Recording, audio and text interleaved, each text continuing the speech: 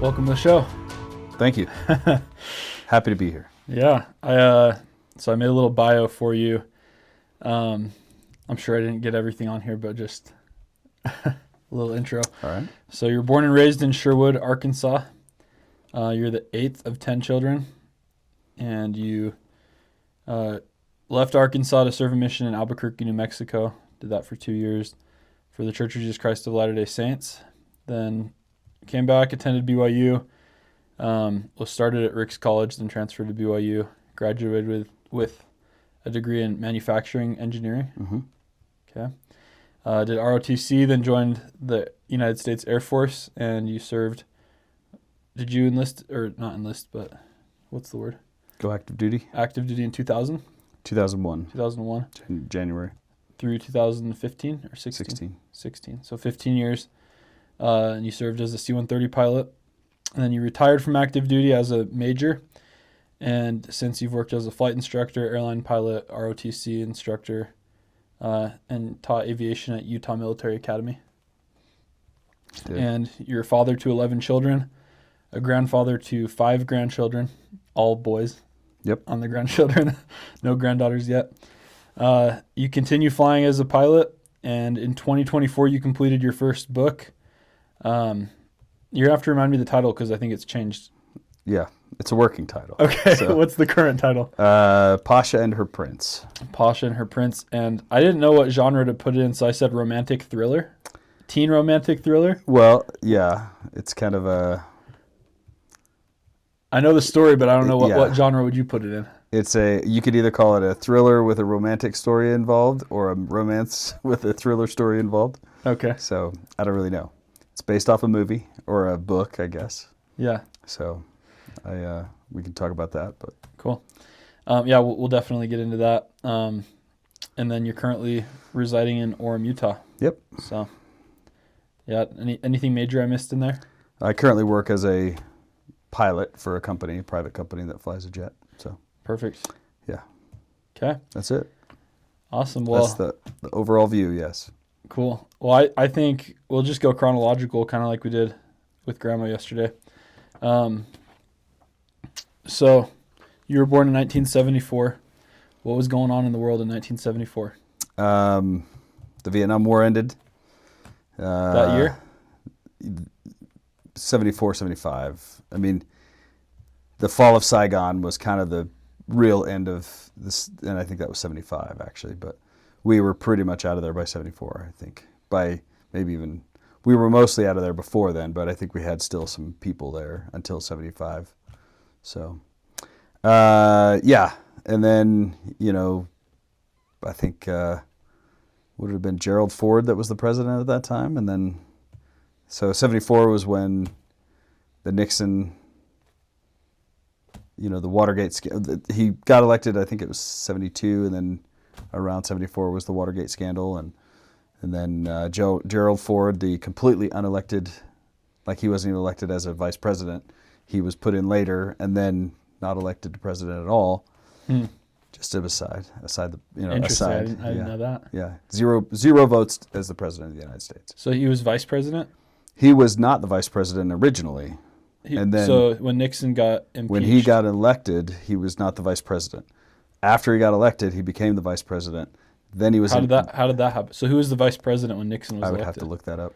But I how think did it was he got replaced? Spiro Agnew or something. I don't know. I'm talking out of my hiney, so Yeah. probably look stupid. But yeah, he got replaced Okay. by Gerald Ford. I think at the behest of some other people. A little fishy there. Okay. And then right after that, he took over as president when Nixon resigned because of the Watergate scandal.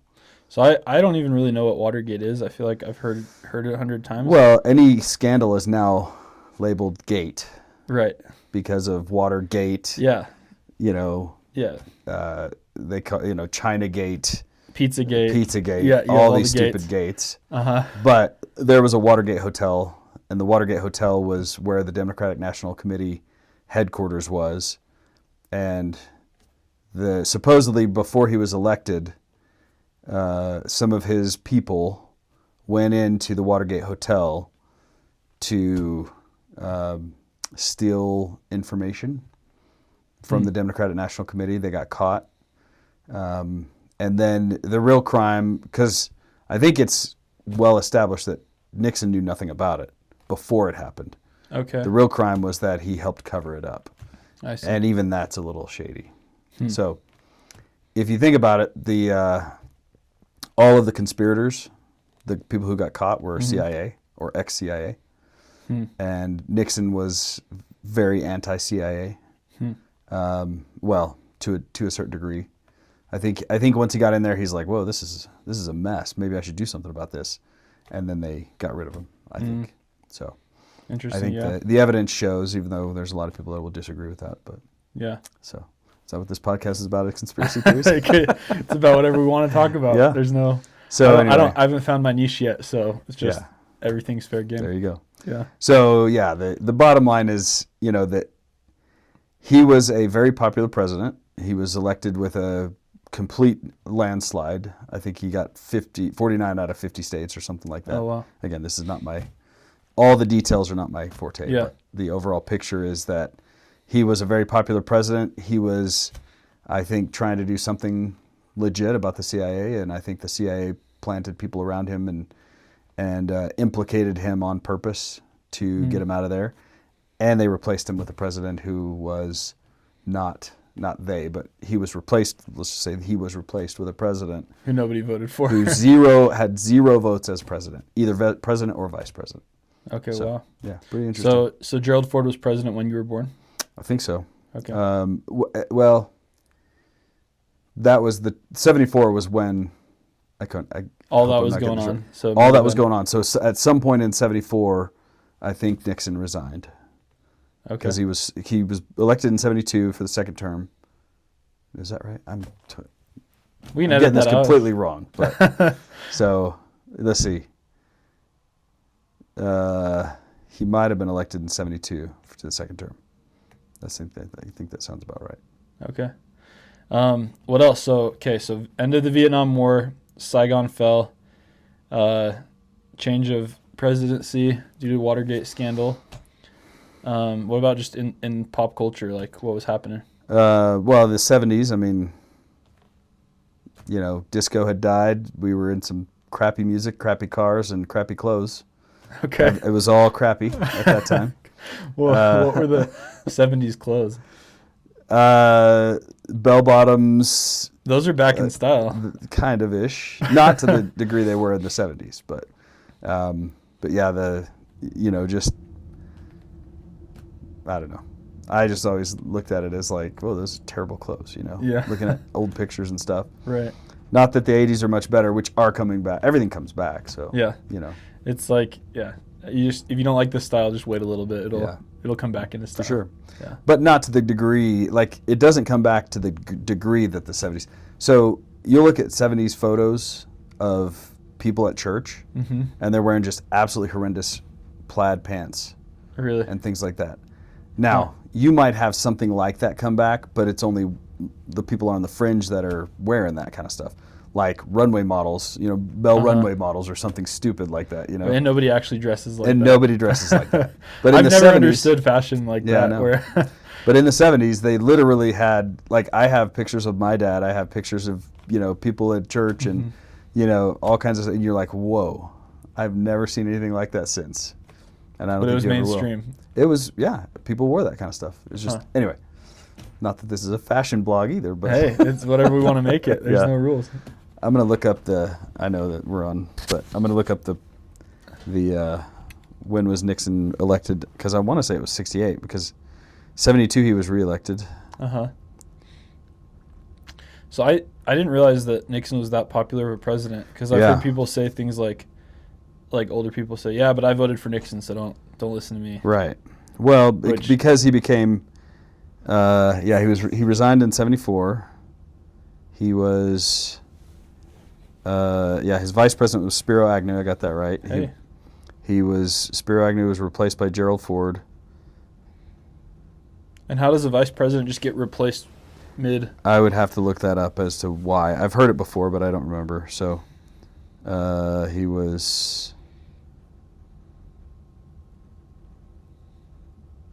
Yeah, he was elected, I think, in 68 made another run for the presidency, defeated Hubert Humphrey. So yeah, he was elected in 68, reelected in 72, resigned in 74. Hubert Humphrey could have been president.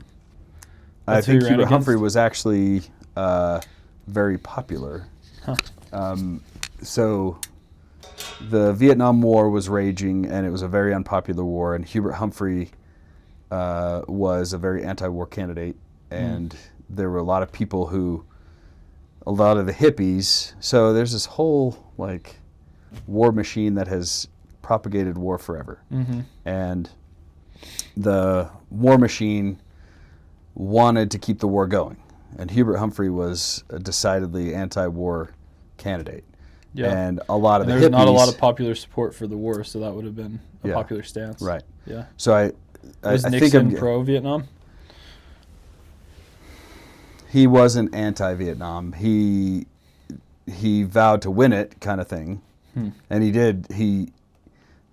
He helped stop the war, but kind of not at a great, not with great Nobody terms. really won in Vietnam. Nobody won in Vietnam. Yeah. I mean, the communists took over, so I guess you could say they won. Mm-hmm. But anyway, but Hubert Humphrey, if I'm getting my facts straight, Hubert Humphrey was an anti-war candidate. A lot of people dressed up for him. No, I could be getting his Democratic opponent conflated. Anyway, I'm not. Yeah. Anyway, but the hippies cleaned up and went out and campaigned for him. So shaved their hair, shaved their beard, cut their hair, made themselves look respectable. Went out and campaigned for him, and but they kind of tanked him. Like the war party tanked him, and kind of threw their weight behind Nixon. So. Interesting. Hubert Anyway. Humphrey sounds like a very British name. Doesn't Yeah. sound very I American. don't know. Anyway, I don't know. This could be totally wrong, by the way. That's That's all right. Sounds I could- legit. That's yeah, that's right. one thing that you've always been good at ever since I was a kid. sounding legit. That's Sounding right. legit. Even if I Even ask if you a I'm full question of and you had I sound legit. he's full of it, but he sounds legit. That's right. I I can spin a yarn, but You can. Yeah. Have you ever tried improv? no. I feel like you do. I mean, well a at little it. bit, not really, but no, Uh-huh. no. I feel like you could pick it up. You just Probably could, yeah. but my thing is, I know the big picture, and I know the players to a degree. Right. But when you start getting into details, I would have to have that. Like if I was to do a podcast or something and talk about this kind of stuff, I would make sure I would Right. have the details, or else I wouldn't talk about it. But Right. we're just off the cuff here. What happened in 1974? So Yeah. Well, you're Yeah. you're a pilot, not a historian, That's so I don't right. expect you to know all the dates. Yeah, But it's fine because one day we'll have chips in our brains, and you can just that's right. Google it as you're speaking. Yeah, and if you say the wrong thing, they'll just press the chip and go to sleep. Exactly. Right. Yeah. Okay. So, Cool. So what are some of your earliest memories as a kid? I have very early memories. I remember being in nursery in church, and nursery is from a year and a half to 3 years. Right. For me, it would have been, I guess, the year you turn 4 is when you get out. Well, I think the church used to do it was just like when you turned the age, you'd go to the next class, Yeah. and then they started doing the year that you turn that age, you go. Yeah. That was a recent thing. Anyway, So it's probably so 1.5 to 3. but back then. I remember well nursery. One incident in particular was I was in a kerfuffle with a kid, and he hit me with a piece of paper, like a rolled up piece of paper. Okay. Hit me in the eye, and it hurt real bad. And my mom took me to the doctor, and Oh wow. they had to look at it to make sure. But they said it was cut, but it was not like bad. paper cut on your eye. Kind of, yeah. They said it was Did not. you hit him back? I don't remember. I don't remember what we were fighting over. It could have been a toy. It could have been a Nilla wafer. I mean, who knows? But Yeah, probably goldfish. Did they have goldfish back No, then? they No. didn't. When did goldfish come around? That was after I was an adult, I think. Really? Yeah. Okay. I think- I don't remember a time without goldfish. I don't remember a time with goldfish before kids. Okay. So now they had Cheez-Its, which are kind of the same thing. Really? So Cheez-Its came before goldfish? Oh, yeah, long before. Oh, They had wow. Cheez-Its. I never liked them as a kid. Never liked goldfish as an adult. But yeah. Anyway. So Cheez-Its, I'm pretty sure Cheez-Its have the red dye 40 and the yellow dye number 2 Okay. to make them like bright orange. But Goldfish uses annatto. Do you know what that is? No. It's It's just a natural Is that pigment. something recent? Or have No, they I done think it the they've whole time? always used it. Yeah. But that's what they use in a lot of like Mexican food to make it kind of like more red. Annatto? Like tacos al pastor. Hmm. That's what gives it that like really Okay. orangish red color. But that's what they use in goldfish, and it's not bad for you. Good. So Well, they're doing it glad right. I feed those to my kids, not Cheez-Its. same. I've never bought Cheez-Its in my life. I don't know that I I've actually like the taste of Cheez-Its. It's got a sharper cheddar taste, really? and I like sharp cheddar. Yeah. I don't like mild or medium. Yeah. So, It's funny because I just don't like Cheez-Its or Goldfish at but all. you like cheese, right? I love cheese, but I hate And you like those sharp things. cheddar, I love extra cheddar. sharp. I like, to a degree. I mean, it can get too sharp, but yeah. Yeah. So anyway, so I remember that. I remember probably one of the youngest memories I have. It's kind of funny and gross, but when I quit picking my nose and eating my boogers, Okay. because what was the event that well, caused that I to was stop? young enough to be in church, sitting in the pew. Mhm. I was young enough to be standing up and not getting reprimanded for it. So I was standing up. I remember I was standing up. I remember which pew it was in the Jacksonville ward. Okay. As you walk in, the side that we usually came in. Okay. As you walk in, Well, it was you guys were coming from Sherwood, so you'd probably come in from the south Well, side. even when we were coming in from the other side. I don't know. I Mhm. guess we parked on that. Be the Because north when we side. came from Cabot, we'd park on the north side and yeah. come in that way. Okay, so the south side, coming in the south side church. But past the bishop's office. Yep. Okay. And then walk into the pew. It was Okay. the first pew right there. On the left. And the reason I remember that is like the short Mhm. one on against Yeah. the wall. because they used to have Okay. these boxes on the wall that you could plug in a headset if you were hearing impaired. Okay. And it was right there, and I was playing with it, Uh-huh. and I was standing up in the pew, so the thing was right here, and I was picking my nose, and I ate my boogers, and my dad goes, "Don't, that's gross," and I was like, he's right. That is gross. I'm like, it's salty, it's kind of chewy, but why do I want to eat that? You know? So I never ate it again. That was like, and I don't know how how many of those short, if you guys were in the short pews, how many rows did you take up as a family? I think it was not a regular meeting. I think I was just there with my dad. Okay. Because we were the only two in the pew that I remember. I mean, it could have been maybe another brother or something like that, but we didn't take up the whole pew because the whole family was not there. Okay. I don't believe it was a regular sacrament meeting, because we would sit up at the front of that same side, but we would take up two pews in the front. We would be not the very front, but the next two. That's where we always sat. And so, And you think you were probably 2 years old then? well, I was old enough to be standing. I mean, I am short, so maybe I was 5, but You were like 6. I was a senior in high school. So I was young enough to be standing up, and I don't think they would have let me stand up if I was 3, 4, or 5, Right. something like that. So I was probably 3 or less. Okay. But Wow. so that's another memory. I have lots of just random memories as kids. I don't know what age they were. All before 5, probably. You know, like I'm saying, I can remember well before 5. I talked very early as a child, and I think if you talk early as a child, your memories are more recallable because you It makes sense. I Yeah. think in words and stuff, you know. So Yeah. so I have lots of memories as a, pre 5-year-old kid. You know, like I remember well staying home from school with my mom, and like I have lots and lots of memories of that. You know, she would take me out with her. I remember getting vaccines, when I was very young, and my mom told me I was very brave because I wasn't crying, and all these kids in the clinic were crying, and I was like, Did it hurt and you just you didn't cry? I was scared. And I mean, I think I've talked to you about this Yeah. before, but Yeah. I could tell my mom was Scared nervous for you. for me, Yeah. and so I was being brave for her, and I didn't want her to feel bad, so I think I put on a brave face Yeah. and didn't cry. Not Yeah. that I wanted to cry. I don't remember if I wanted to, and I just didn't or what. But anyway, so I remember that, and that was pre 5 years old. I mean, I remember being very young for that, and I remember, I mean, she would play me the piano. She had I don't know if she still had it when you guys were around, but the Disney songbook. So it had lots of songs from I do Disney. remember that, So yeah. Bare Necessities, stuff from the Jungle Book, stuff from the The old Disney. Cinderella, the OG. stuff from Yeah.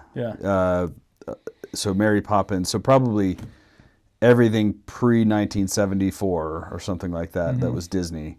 If it came out, you know, in the mid 70s or before, it was in that book. And so we grew up, you know, she would play the piano. She'd had that on the piano. It was a songbook with piano music. And she would play the piano and we would sing it together. And so all of the kids have a memory of that. Yeah. Like her playing the piano, and I don't know if it was the same book, but they have a memory of her singing, you know, those songs. So the Bare Necessities, you know, a lot of the Mary Poppins songs, you know, Stay Awake, Don't Close Your Eyes, Go Fly a Kite. I actually remember her playing from that songbook as well. Yeah. So those last two memories make sense why you remember them. So I was listening to a Huberman podcast. Do you ever listen to Andrew Huberman? I have listened to some of his. I should actually listen to more because I like him. Yeah, he has really good stuff. But he was talking about the role that dopamine plays in memories. So he said, you know, dopamine, it's signaling to your brain like more of that. Right. Do more of whatever you just did. And so if you think, you know, hunter-gatherer, you come across a blueberry patch and it's got tons of blueberries, like you're going to have a dopamine spike because you're like, yeah, I need this to survive. Right. And you're going to remember where that location is. So when you have dopamine spikes, then it tells your brain, hey, remember this. This is really important. Don't forget about this. And so a lot of dopamine is released with music, right? So like singing, playing music, that would make sense. But also, what a lot of people don't realize is dopamine is actually released when you experience pain as well. And so like getting a shot, getting a vaccine, dopamine spike, because your brain's also saying, hey, like remember this so you don't do it again, right? So those would make sense. Yeah. Why those would be early memories. But the booger one, I'm not sure. It was a dopamine I don't know if it was hit. the pleasure of the saltiness or the I don't know. the pain of The being told it was savory, gross. yeah. It was- I don't know. I just definitely have a memory of him saying, "Don't do that. That's good." And my dad's very deadpan, like, Right. "Don't do that. That's It's very gross." matter of fact. Yeah, That's very matter gross. of fact. That's gross. Don't do that. He's right. He's right. Yeah. So, yeah, I don't know. But yeah, I do. You know, I remember, you know, time like I was really sick as a kid. You know, the one time, and I just remember being so like, you know, wow, this really is terrible. Like painful, and I don't like being sick. But anyway, so yeah, I have lots of just random memories of different things. Like you talked about with Mom yesterday about bimbos. I have lots of memory of bimbos. Like I have a memory of this is kind of a interesting one, but Bimbo's is a restaurant, by the way. Bimbo's is a restaurant. My dad bought it. I don't know how old I was when he bought it. I know that he sold it about the time that I was about 5. So right as about the time I started going to school. So maybe 5 to 6, he sold it. And I don't think we had it for more than 2 or 3 years because it wasn't very successful. But I do remember the first time I went there. So when he first bought it, which might have been 77, because he got out of the Air Force. We talked about it yesterday, what year he got out of the Air Force. I was wrong because I was thinking Lauren was born in 77. He was born in 76. Okay, And so maybe 71 he got out? No, he got out 76. Oh. So he got out the year Lauren was born because Okay. Lauren was conceived while he was in the Air Force, and the Air Force still covered Mom I see. when she was pregnant with him I see. because it was a pre-existing condition, if you will. Yeah. And so he definitely got out in 76. And which makes sense because that was anyway, yeah, 76. And then so he probably bought it in 77, maybe 78. So in 78 I would have been 4. 77 I would have been 3. So somewhere around there he bought it.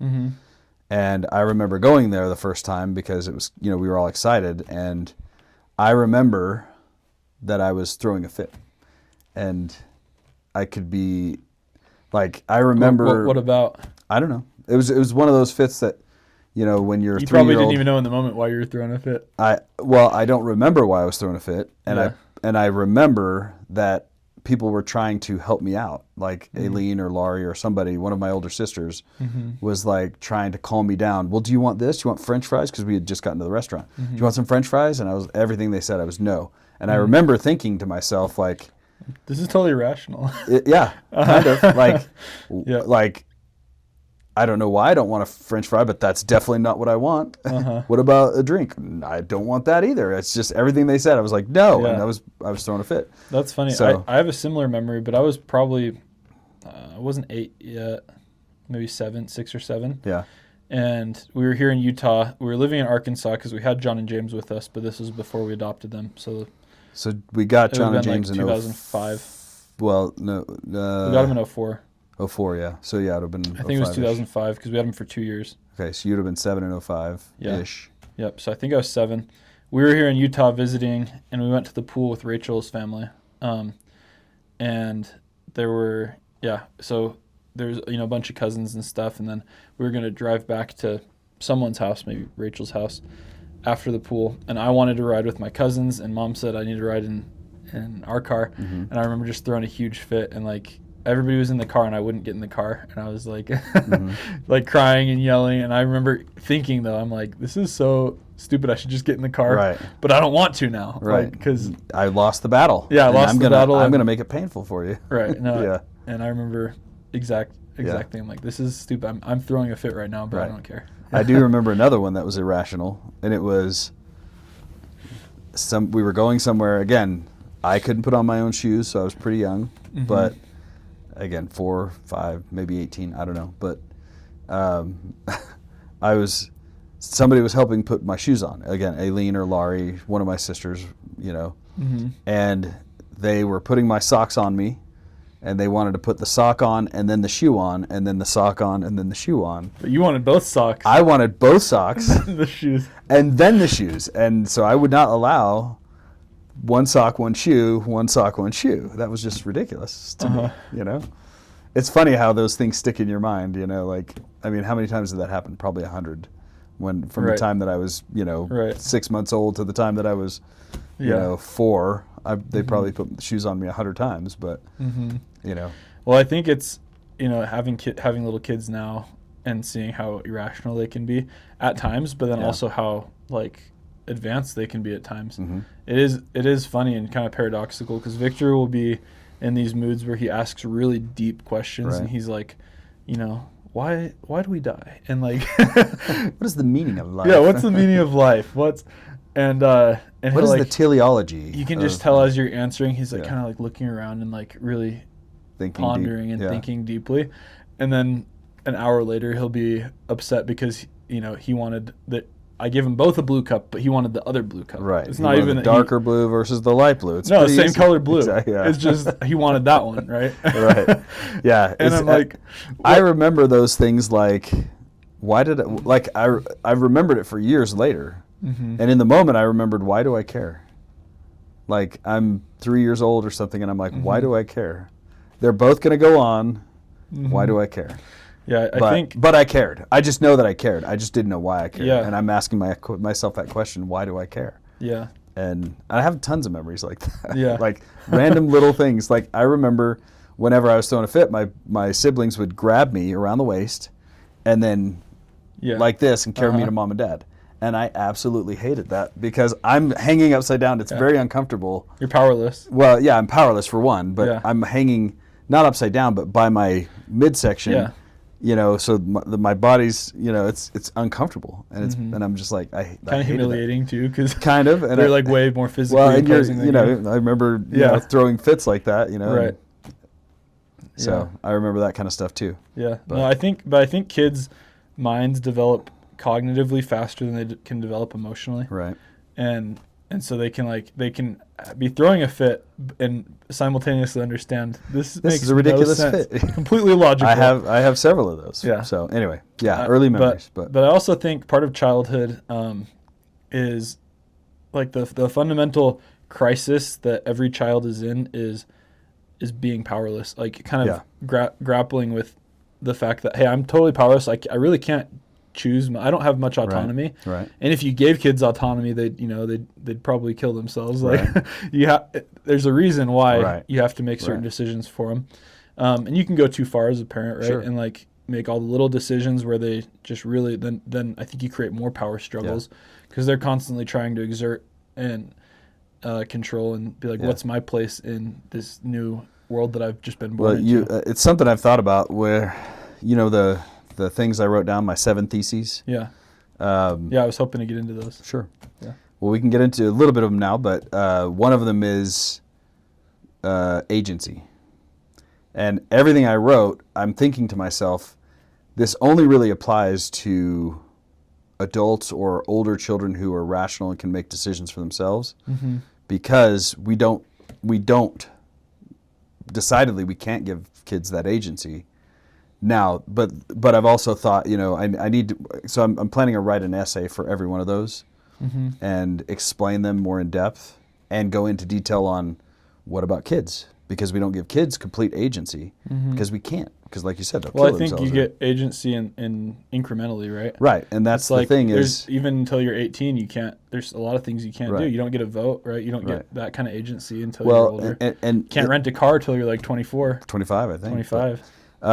Yeah. So the idea though is, as I was thinking about it, what I want to write to expound upon that is that agency. Because one of the things I say is agency is either decreasing or increasing. In the spheres that we're put in, if those spheres are, tyrannical or evil or whatever, you're taking away agency. If they're growing and flourishing and it's in the ascendancy, you're trying to increase agency for people and things like that. And the way to think about it for me anyway is, if you're ever making a decision for a kid other than, it's wrong to make a decision for a kid other than the fact that I want you to learn to make this decision for yourself, and so I'm going to do this in a way that helps you make that decision for yourself in the future. Which means, yes, I don't want you to jump off a cliff, because if you jump off the cliff, you can't make that decision in the future. Right. But if you no more decision making after exactly.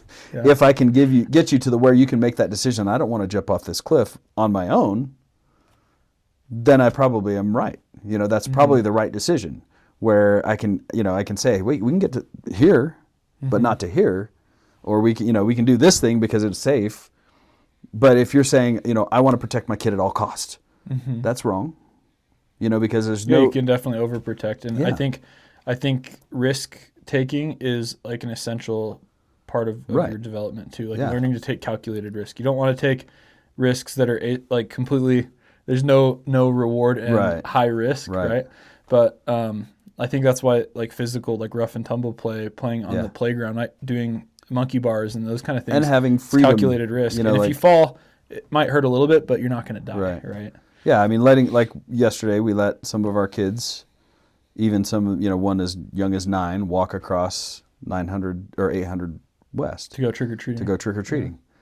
And that's, we're like, okay, this is, risky because it's a busy road and it's at night, and hopefully they can make that decision. But we feel like they're at a level where that's an acceptable risk, because they're at a point where they need to make decisions like that and things like that. Now, before then, we probably would not let them make that decision. Like Victor and Max, if they were going with them, Nope. I'd be like, oh, heck no, we're not doing that. Right. So anyway, yeah. So it's the overriding factor when it comes to kids is, I want them to be able to make decisions when they become a rational human being, whether that's 18, 25, 16, whatever. If it's, well, I don't want them to embarrass me, that's probably not the right motivation. I don't want them, to ever get hurt, ever, because I don't like to deal with blood, or I don't like to deal with, a child in pain, or I don't like to deal with any of that stuff. Just the thought of like your kid being in pain is uncomfortable for Right. a parent. And But that's going to happen. Right. I mean, it's impossible to keep them from all pain unless you keep them in a padded room, which is very painful for them in a different way, and emotionally painful. well, But, it's like life is going to be hard, Yeah. period. yeah, And so it can be hard you can choose short-term easy for long-term hard, right, or short-term hard and long-term your life will Right. be easier. yeah, And I think a lot of parents do their kids a disservice by making their life too easy now, right. and then they're going to struggle later. But the key is, what is the motivation? And the motivation, I think, is important to say, I want them to be able to make independent decisions, rational decisions in the future, Right. so that they have the maximum amount of agency.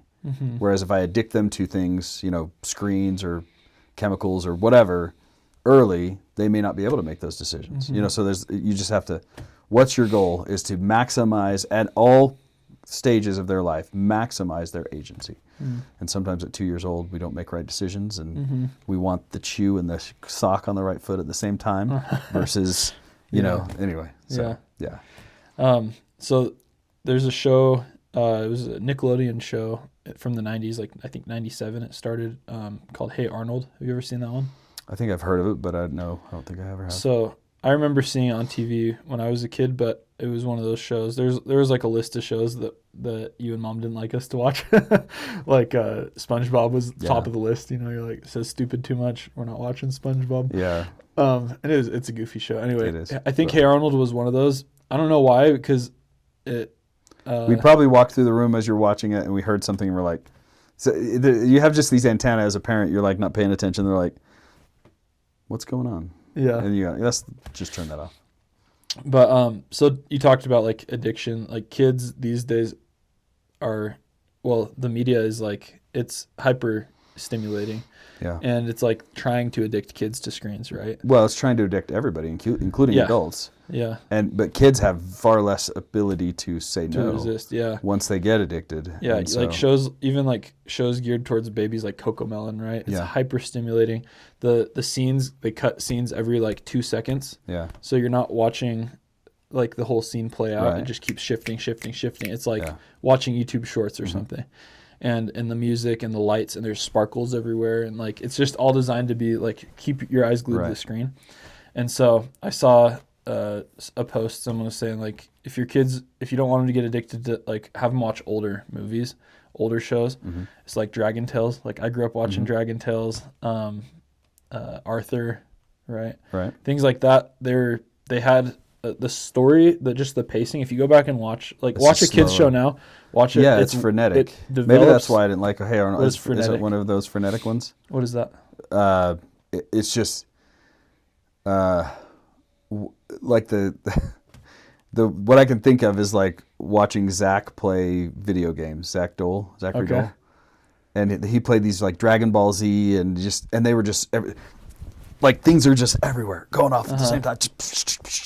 And I'm like it's to me it was like you can't keep up with it. I'm like, what the crap am I watching? You know? Yeah. And I there were kids shows that were like that, where it was just very no, this is so not much like going that at all. on. It's the opposite.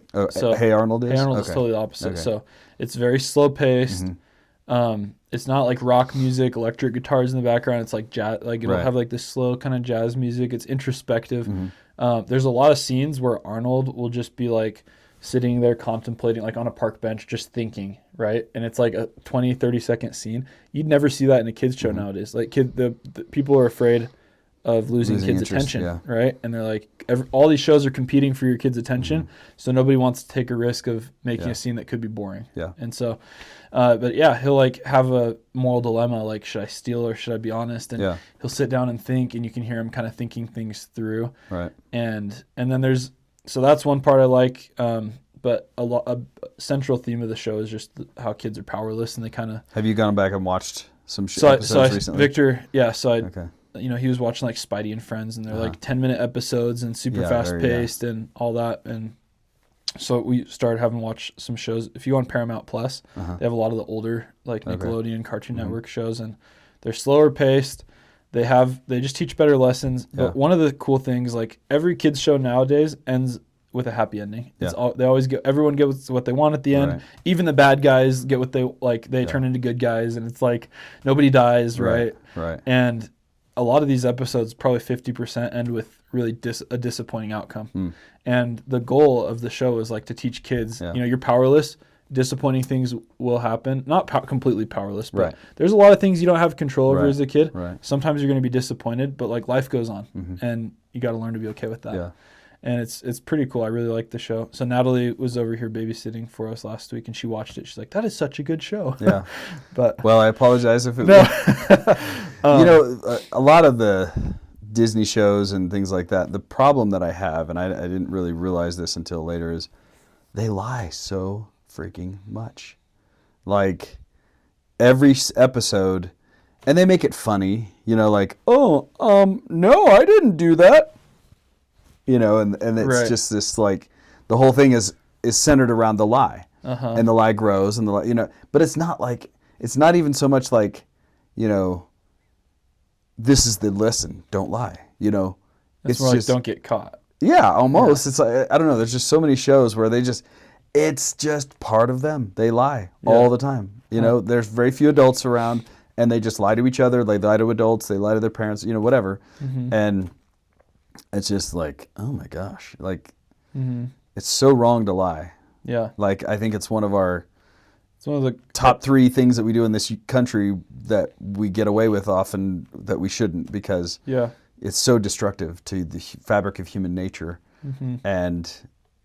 And I think that it's just so commonplace in these shows and things like that. Mm-hmm. So maybe I heard a lie or something, but you know, Yeah. who knows why I said no, or Mom said no, or who do Yeah, I don't know. Well, I think Cartoon Network in general was like off limits. Yeah, It was probably. just, don't watch that. Yeah, Disney was okay. Like Disney Channel was all Yeah. fair game. probably not that great. And yeah, In and looking retrospect. back, I'm like, I feel like Disney's gotten worse over time. It has, yeah. But I don't even know if Nickelodeon or Cartoon Network are around anymore.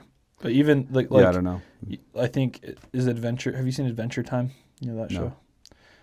I think it's Cartoon Network, but that's one of those like crazy overstimulating Yeah. ones. It's like very absurdist, like Yeah. just random things happening constantly, and yeah, Yeah.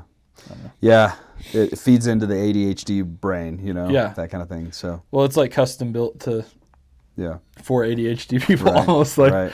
and almost like reinforces that Yeah. more So- and more of that. But Can't remember why we got on that, but no, just talking about giving shows. kids So- choice and Yeah. what to give them, and try not to addict them to things early. And Oh, the other thing with Paramount Plus too is it has commercials, like it has ads, because we just got the free version, yeah, or the cheap version or whatever, the basic one. So the Yeah. kids have to watch ads, and we're like, yeah, we had to watch ads when we were kids. Right. We had commercials.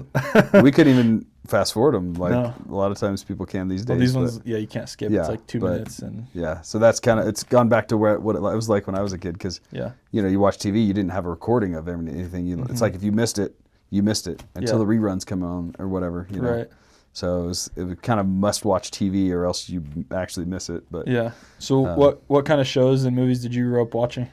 as a family, we loved MASH. MASH. Never Yeah, even heard of that.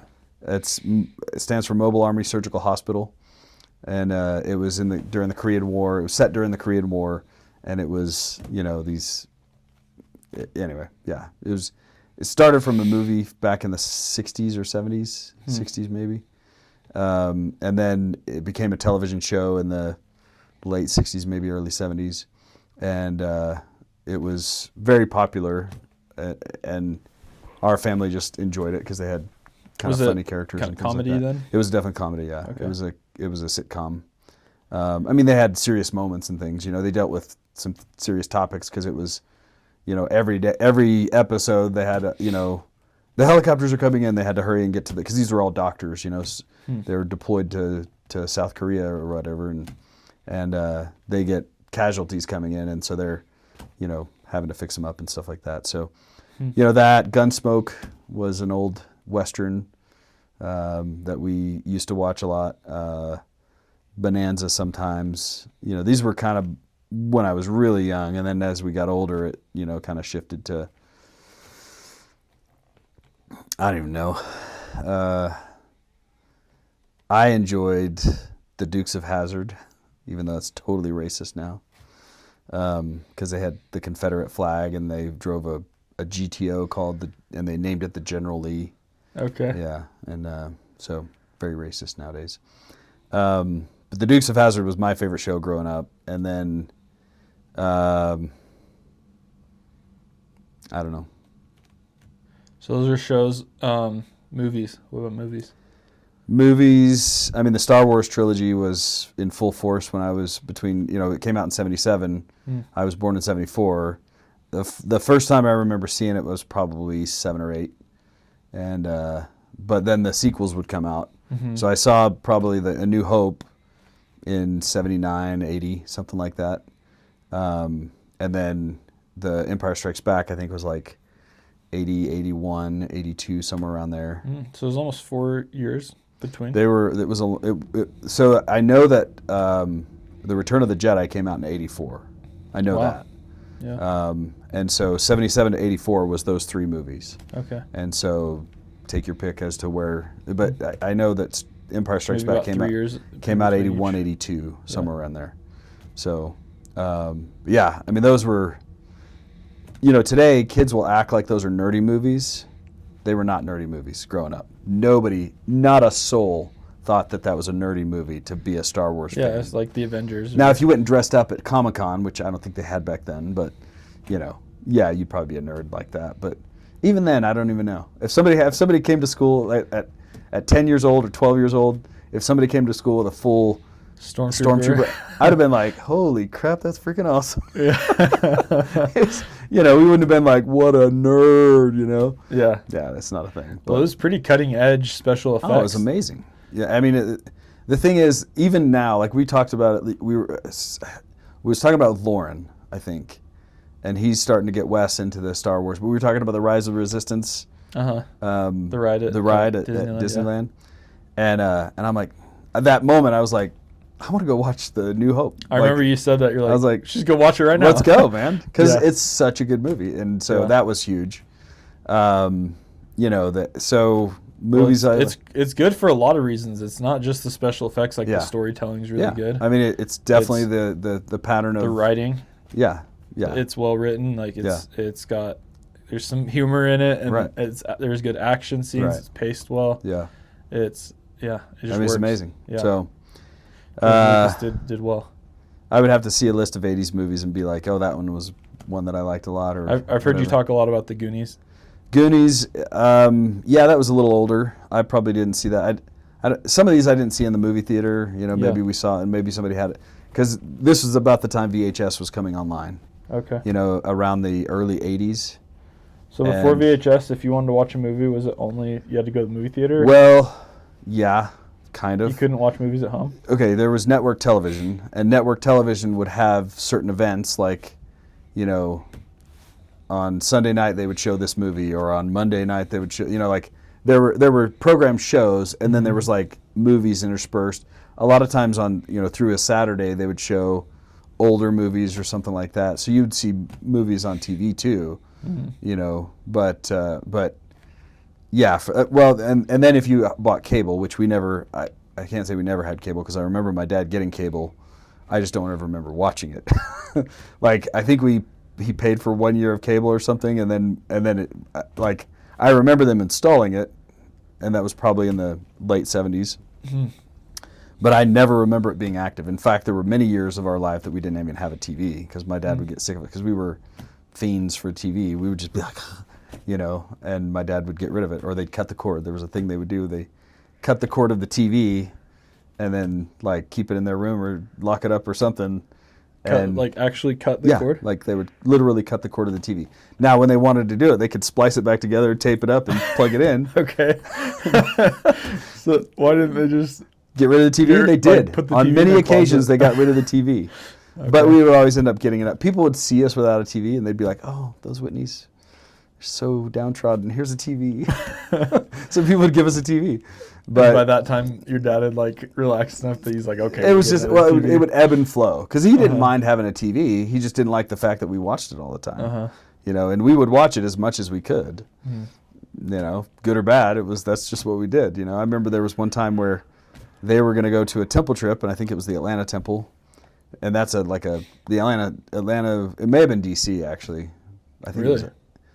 They were in the Was that DC. the closest? DC was the closest for a while, Really? which is like a long drive. That's a long drive And then from I think Arkansas. they built the Atlanta temple probably in the 80s. And then they built the Dallas temple in the late 80s, like 86 or 87. But And then before Memphis then, was when? Memphis was 2000s like or 90s? 98 or something, 95, 98, somewhere around there. It was in the, well, let's see. It was probably early 2000s actually, because it was What about St. Louis? St. Louis. I don't remember when that one was built, but it's exactly the same as Dallas from our house. But we were in the Dallas district, so we never went to St. Louis unless the Dallas was closed, and I don't remember ever going there. So But that was before Memphis. St. Louis was. St. Louis, I think, was before. It might not have been though. So I don't remember when the St. Louis was built. I never went there as a kid. Mm-hmm. The only time I went there was with you guys when we went on that temple trip. Do you remember? Mm-hmm. I You might have didn't been. go. Oh, you might have been in took a mission or Isaac, something. Yeah, I was Okay. on a mission. Yeah, that was the only time I've ever been to the St. Louis temple. But anyway, the short story long is, they were going on a temple trip to I think it was Atlanta, and it was going to be an overnight. So they were going to leave on like a Friday night and then get back on like late Saturday, like 11 o'clock. Mm-hmm. And we didn't have a TV, but Mom was like, well, let's get them a TV so that they're not fighting. And we literally woke up, watched Saturday morning cartoons, and we had everybody in the living room, and we sat there until they got home at like 11 o'clock at night. And I was like, that's the first time I was like, maybe we shouldn't be doing that. Maybe we shouldn't sit in front of the TV the whole day. Yeah. And so that was why they would get rid of it. So we would go out and play or watch TV at our friend's house or whatever. You know? That's actually, when you bringing that up, I've been thinking about this. Do you think if your parents just gave you unimpeded access to a TV that you would get sick of it and start limiting yourself, or do you think you would have just kept watching? I don't know. Because I had this conversation, we're pretty limited on our screen time. Yeah. And I think it is healthy to have, like, you shouldn't watch TV all day. Objectively, that's not good for your brain or your body. Right. It's sedentary. It's not, we're pretty limited on video games and stuff too. Like which video games we had, how much we could play them. But I was talking. As growing up. Growing up. And now I haven't played video games well, that's not true. Victor likes video games. Right. So you'll play sometimes I'll play with him at the rec center. Yeah. We don't have any consoles at our house, but occasionally on Saturday mornings when I'm not working, I'll go there and we'll play for like 30 minutes, and he loves it. So we play Super Smash Bros. But I haven't played video games because I'm interested in them, and since before my mission, so 10 years. Right. And I'm glad because I see a lot of people that are like pretty addicted to video games, even just grown adults that are they live for it. They get home from work and they just go straight to video games. So I was talking to a coworker who also doesn't play video games, and just asking him like, what was it like growing up? And he's like, yeah, my parents, like, they didn't have any rules. Like, we could play as much as we wanted. And he said he remembered like pulling an all-nighter or something, like playing just not like so many video games, and then going, I don't feel good when I do this. Yeah. I'm going to stop doing this as much. And like just started dialing it back himself, and now doesn't play at all. Yeah. I think that's just personality wise, because I don't know that I would have done that if I had unfettered access to TV or video games or whatever. I don't know that, because I do things all the time that I'm like, wow, I don't feel very good after doing that. But then, I get hungry again, and I'm like, I'm going to go eat that again. Yeah. So it's just personality-wise, I do remember that, but it's not like I didn't watch TV after that. I mean, I did watch TV. Maybe not to that degree. That was like an 11-hour, 12-hour binge episode, I was like, man, that was kind of stupid. But, but I mean, we played outside a ton as kids, I mean, it was, we just every day was outside, Yeah. But then there was TV at some point too, and so, I do remember thinking that I always wanted more TV, but we had plenty. I'm not saying we were deprived on that. There were times where we went without for a long time, but and I'm glad that I had the game consoles were not anything like they were when you were growing up, and then nothing like they are now, of course. But I'm grateful that I'm not a video gameaholic. I don't really care for that. When I was deployed, there were times where there would be video game consoles, and I'd play some games or whatever, because I like the first-person shooter games, even though I probably wouldn't let my kids play that. I know I didn't let you play that, but I did for a couple of years, and then you kind of Well, I had a dream. Did I ever tell you about that? Yeah. So I had it was just a random. I don't have very clear dreams very often. So when I do, I'm kind of like, maybe pay attention. But I had a dream that we were in a mall or something, and there were some people shooting it up. And so we were hiding, and they were walking in the store that we were in. And so we were behind a rack of clothes or something. They couldn't see us, and they were like right in front of us. And I remember the conversation they were having. And it was two kids, and they're like, man, this is awesome. It's just like the video games. And I was like, holy crap. And I don't, people say that there's no connection. I just don't know that that's true. Like, my gut tells me that desensitizing yourself on a video game does have real world influence. Here's the thing. There's a statistic that there was a large number, like 40% of World War II veterans who never fired their weapon. Like, they could not get them to fire their weapon. There was something in them that said, that's a human being, don't fire. And so they just never fired their weapon. And the Army realized that if they're going to be engaging in in conflicts, that's a liability to have somebody that will not fire their weapon. And so they did psychological studies and experiments and all kinds of things to get people to fire their weapon. So there's a guy that wrote a book who was an Army psychologist who was involved in these sorts of things. He was a lieutenant colonel when he retired, but and the way they did it was video games.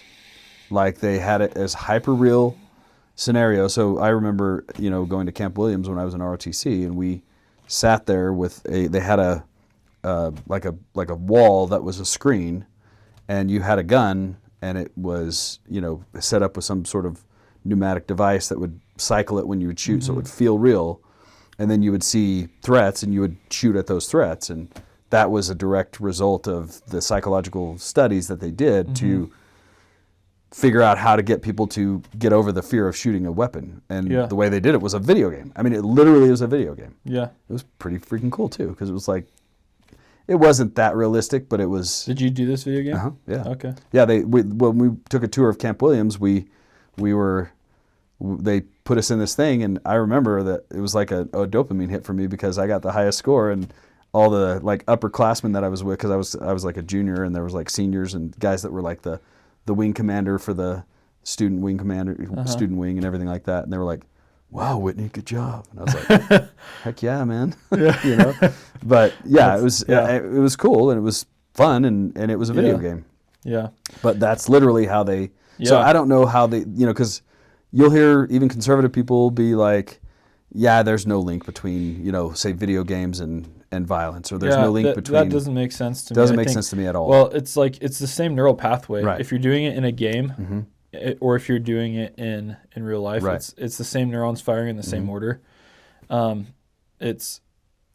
think games are like sports. All games that we play, like strategy games, the reason that we enjoy them is because they're simulating something real, right? If you're playing a card game, right, there's risk involved.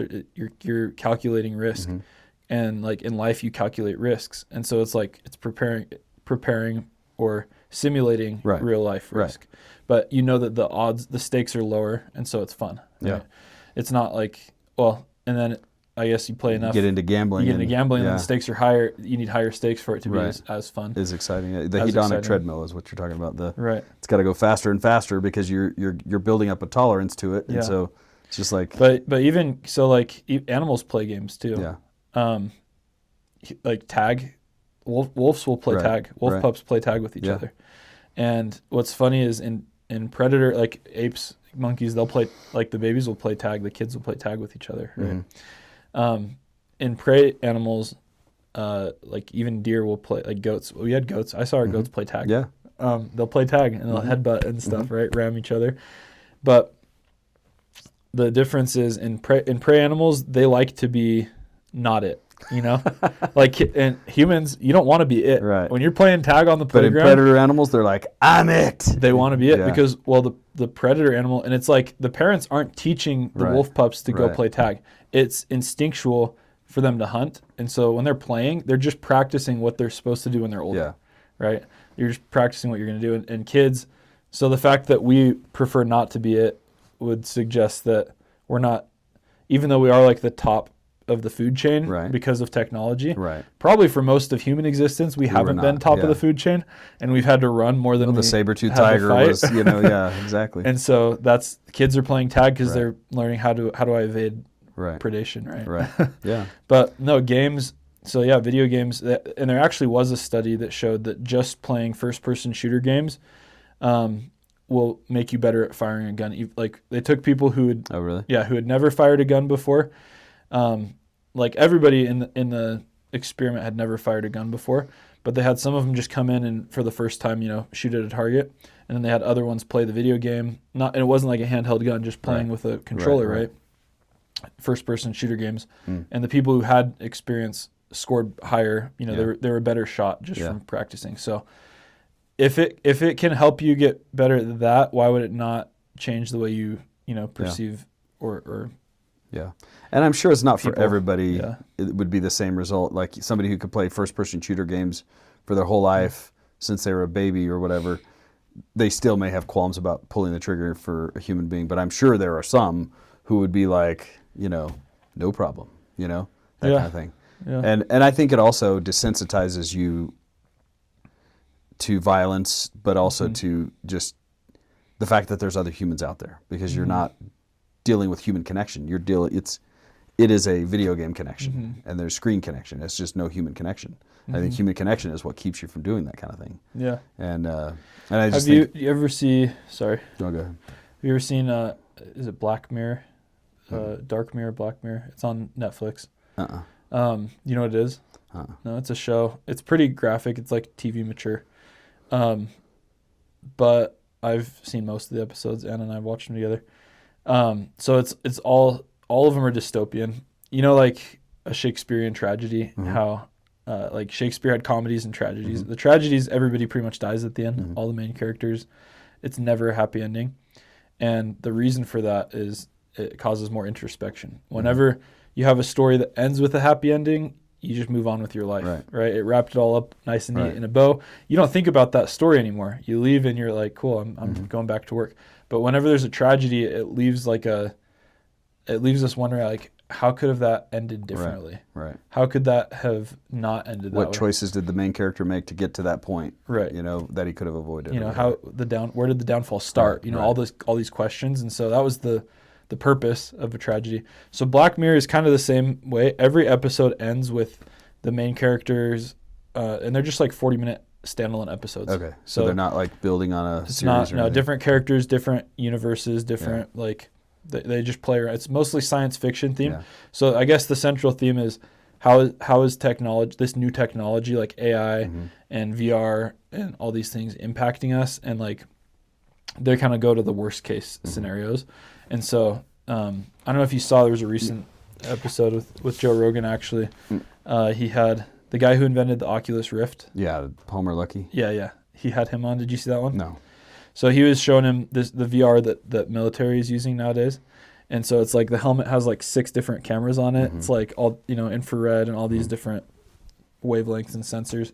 But what's crazy is it creates this hive mind where you have all these soldiers wearing this on the battlefield and they're all talking to each other. So they get it. Yeah, go ahead. So you can see 360 degrees, right? Like if you're here and there's a hill right here and there's, bad guys on the other side of the hill, and you've got people over here, they can see them. Well, it triangulates. So you can see straight. It gives you X-ray vision. You can see straight through the hill and see where on the other side. And so like if they're coming up, as soon as they pop over the hill, you're ready for them. And you can shoot them.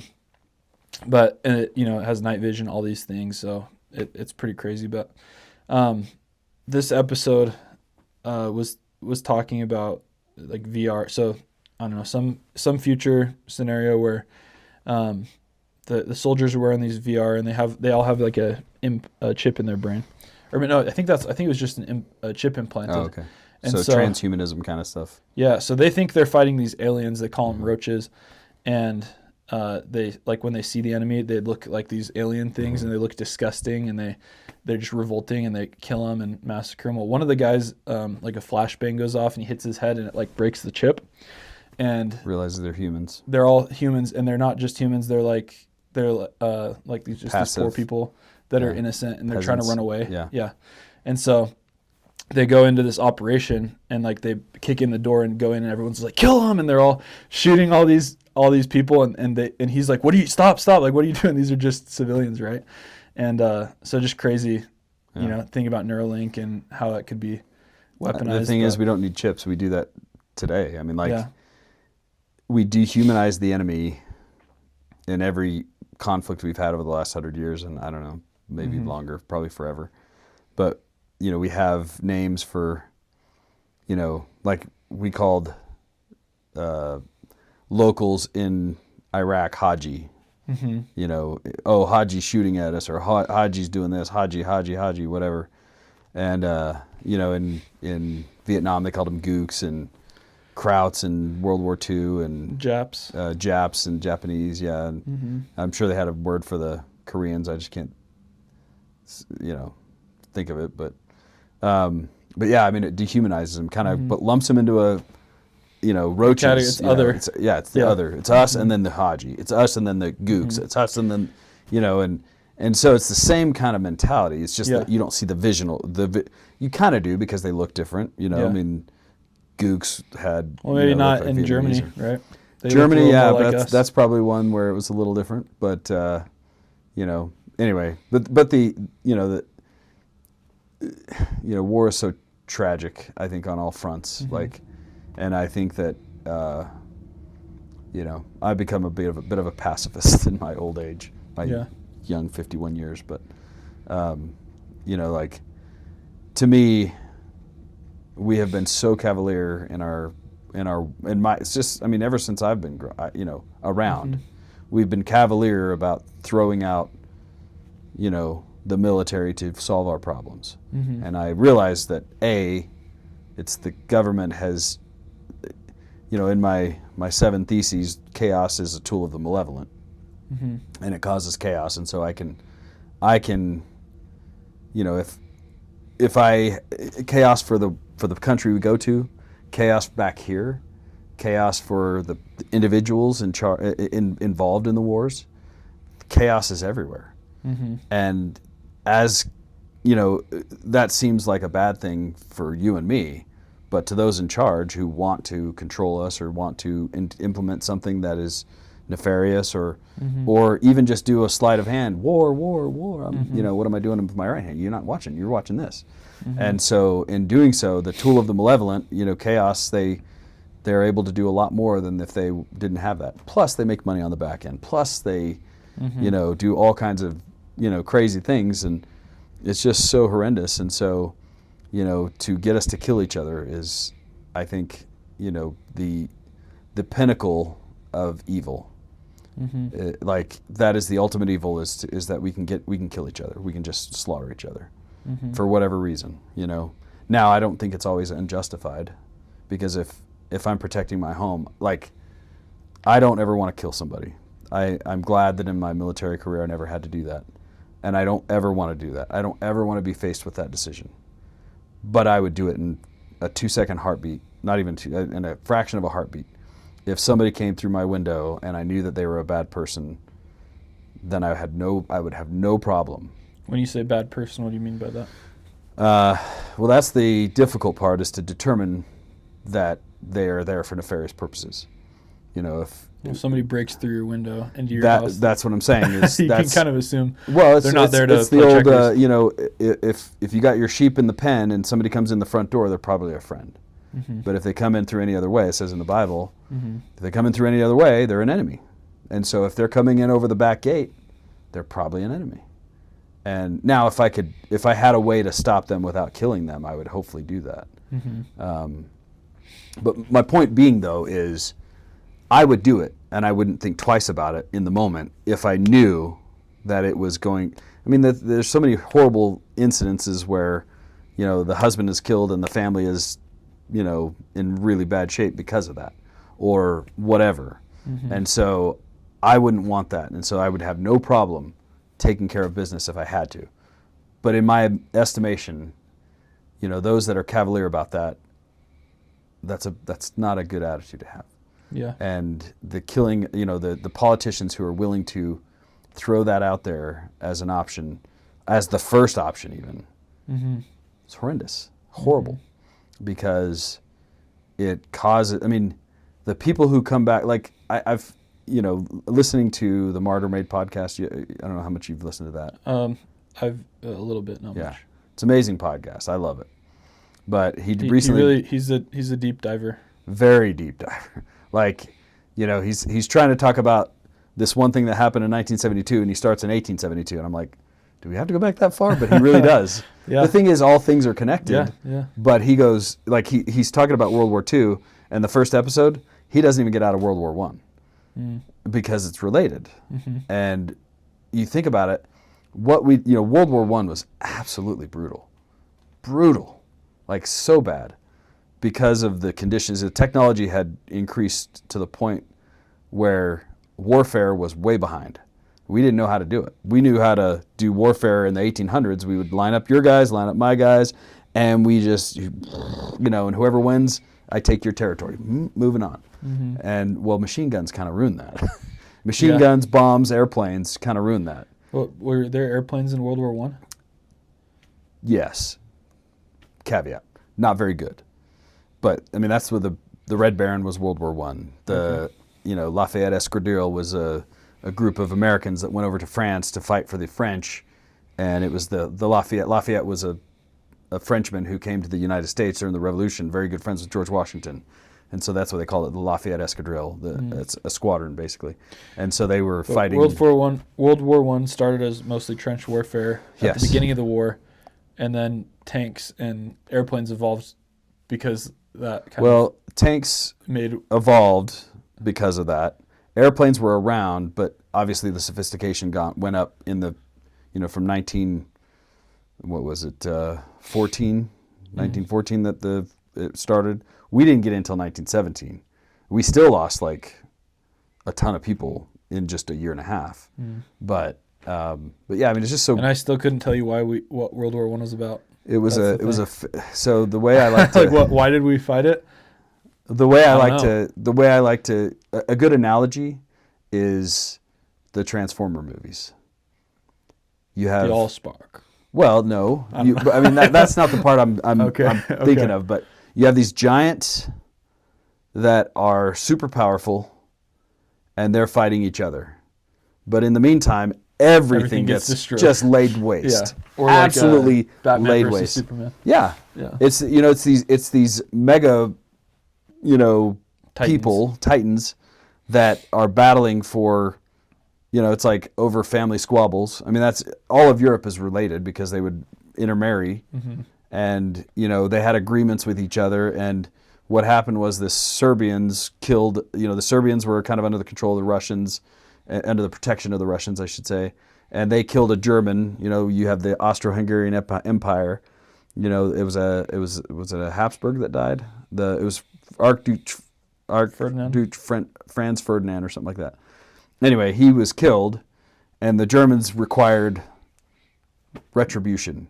And the Russians said, no, we're going to not do that. And so then this war started. And the Germans kind of being surrounded by all these, the Central Powers were Germany and Austria and, Hungary and that kind of stuff. And I don't know who all the bad guys were, but that's wrong.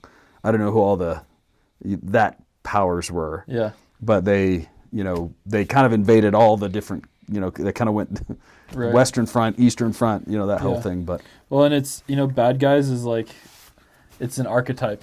Well, it's because we were on one side. I say good guys, bad guys. No, but I'm just saying, like Victor. Yeah. Every movie we watch, you start who's watching the movie, bad guy? Who's the good guy? Who's the bad guy? Yeah, and it gets confusing at times because you don't know who. Well, if the plot is complex, it gets more confusing. If the characters aren't two-dimensional, Well, and what I've noticed, part of war is you have to make people two-dimensional. Yeah, you have to dehumanize, like you said.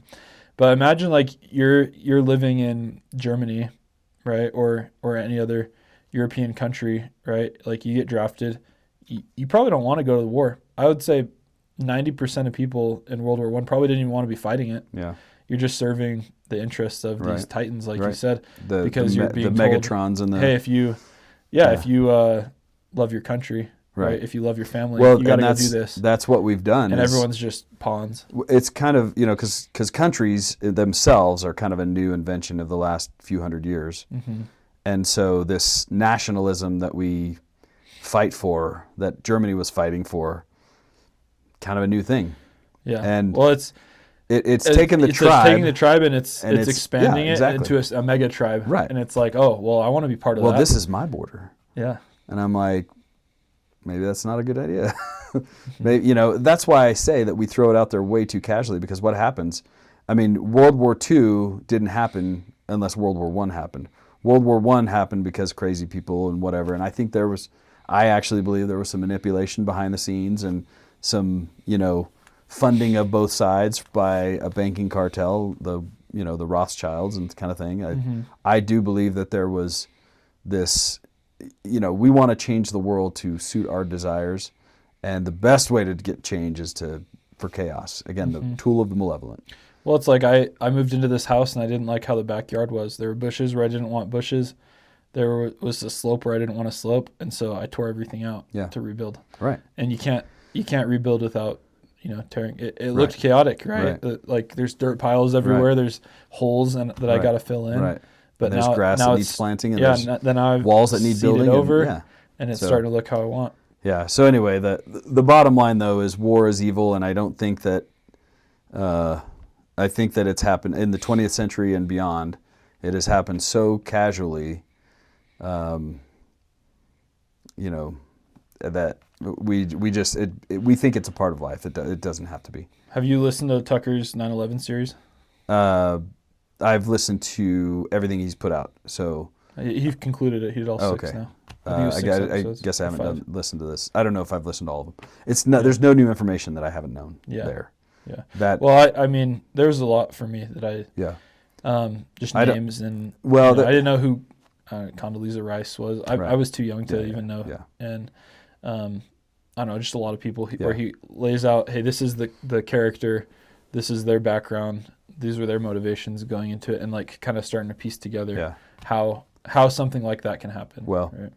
I think that there was a critical mass of control that was exerted by control that started 100 years ago, 120 years ago, kind of like the world, because Woodrow Wilson wanted to get into World War I bad, and there was just no appetite for it in the United States. They're like, Monroe Doctrine, let Europe handle Europe.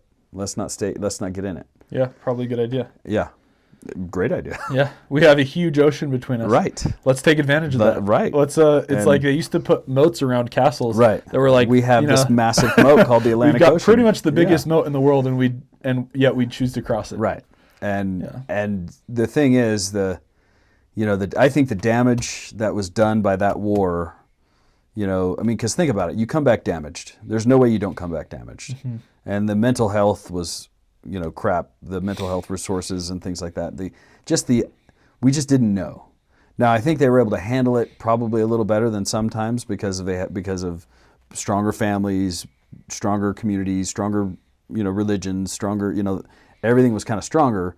But I think that, slowly as time progresses, those things start to break down, families start to break down. You have,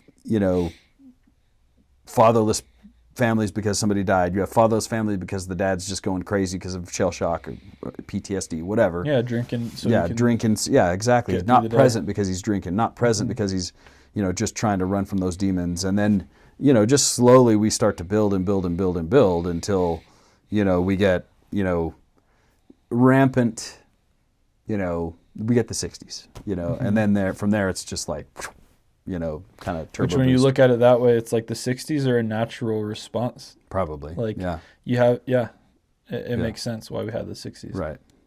But The pendulum swings. yeah, right? yeah. And so anyway, I think war is horrendous, and it's caused our problems. We have to reset everything to where I think as a community, as a nation, as a people, as just human beings, we need to see war for what it is. Mm-hmm. And the problem is there's so many good things that come from war. Technology. I mean, we have tons of technology that comes from war. Is that a good thing? I don't know. It could be. It's life-saving. There could be Life-taking as well. life. Well, yeah, but Yeah. in the taking of life, you're also saving life by learning how to deal with gunshots, how to deal with whatever, and Mm-hmm. technology.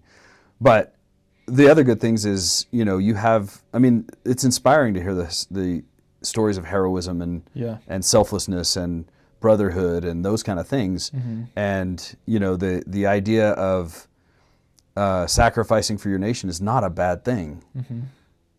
unless the people who are making you sacrifice are not telling you the truth and manipulating you and sending you off to die for their own personal gain and whatever. Mm-hmm. Now what they've done, I think what's going to happen is when it comes out that all this has been one big psyop on us for 100 years. Well, now what happens?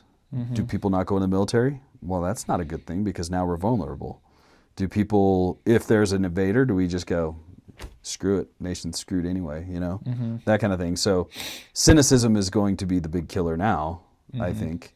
And so anyway, but yeah, the 9/11 thing is horrendous. And it's, I think that there's a level of, kind of a singularity of control that the CIA and the apparatus and the people behind the scenes had to have before something like that could even happen. I mean, Vietnam was a psyop. I mean, there was no reason for us to be there. Let people fight their own battles, even though we were fighting for people. We didn't know who we were fighting for. We didn't know the good guys from the bad guys, and even the ones that liked us were using us and abusing us and whatever, you know. But so yeah, it's just horrendous. But you know, the 9/11 thing is, I think that there was just years and years of more and more control of politicians, of the apparatus of the State Department, of the, you know, because it starts with the State Department. Not starts with the State Department, but you don't get those hijackers here unless they get visas. How did they get visas? Did we know about it? Yeah, we absolutely knew about it. We knew every one of those guys. We knew who they were. I didn't realize how long we'd been tracking all of them for. Yeah. And well, there's an we operation. had a lot of information on Yeah, them. there was an operation before the internet. As the internet was a nascent technology, the ability to collate and track data was much harder than it is now. Now they just go, I wonder what Andrew did yesterday. Oh, okay, he was here. He did this. This was his bank account. Right. You know, they have all that just at their fingertips. You used to have to go through a filing cabinet and find you, and Yeah, here's the maybe. information. Here's the information we have on Andrew. Well, or if it was computerized at all, it definitely wasn't all connected. So they had to go find it. They had to go dig for it. So there's an operation called Operation Noble Eagle, I think. No, that's not what it was called. I don't remember what it was called. But there's a colonel in the Army who was involved in it. He was a reservist, but he was also, his job was for the NSA, and they were there trying to compile, trying to collate data, you know, trying to find data, dig for it, search through it, and all that kind of stuff. And when they found, you know, the Venn diagram. They're like, this circle is bad, this circle is bad, this circle is bad, and where they overlapped is really bad. And they're like, that guy. He's in the center of all these circles. This guy, center of all these circles. So they're finding these people, and these are all the hijackers that eventually, you know, took down the towers. And the crazy story that he would tell is that him trying to get that information to anywhere outside of his organization was, there were so many people that would pop up. No, you can't tell that person. Oh, you can't tell that person. Oh, you can't tell that person. But the thing is, that didn't start in the 90s. That's when he was doing his thing. And the early 2000s, that was when he was doing his thing. That's not where it started. It started in the 70s. Started in the 70s, where the State Department was given visas to, you know, the Mujahideen, which we helped create. The Mujahideen was fighting the Russians, who were our enemy. And so we helped them.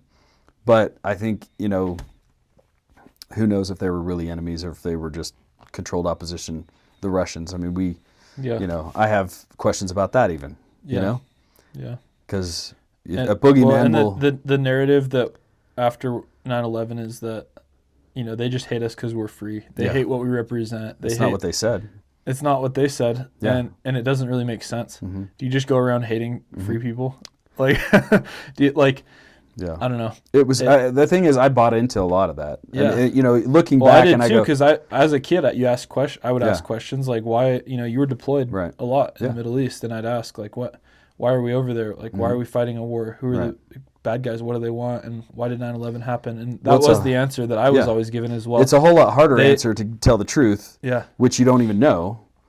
But it's a lot easier to be like, good guys and bad guys, Andrew. Right. You know, that's the thing, is we can console. Yeah. You know, Victor, when he's like, who's the good guy, who's the bad? Well, he's the good guy, he's the bad guy. Do you ever have this experience when you watch a show with a kind of a, what do they call it, an anti-hero? Like a Deadpool or something? Well, yeah, I've never seen Deadpool, but I mean, I've seen enough clips of it to know I just have no desire to watch that movie. But, but no, like a Breaking Bad or something like that. Yeah. And you're just...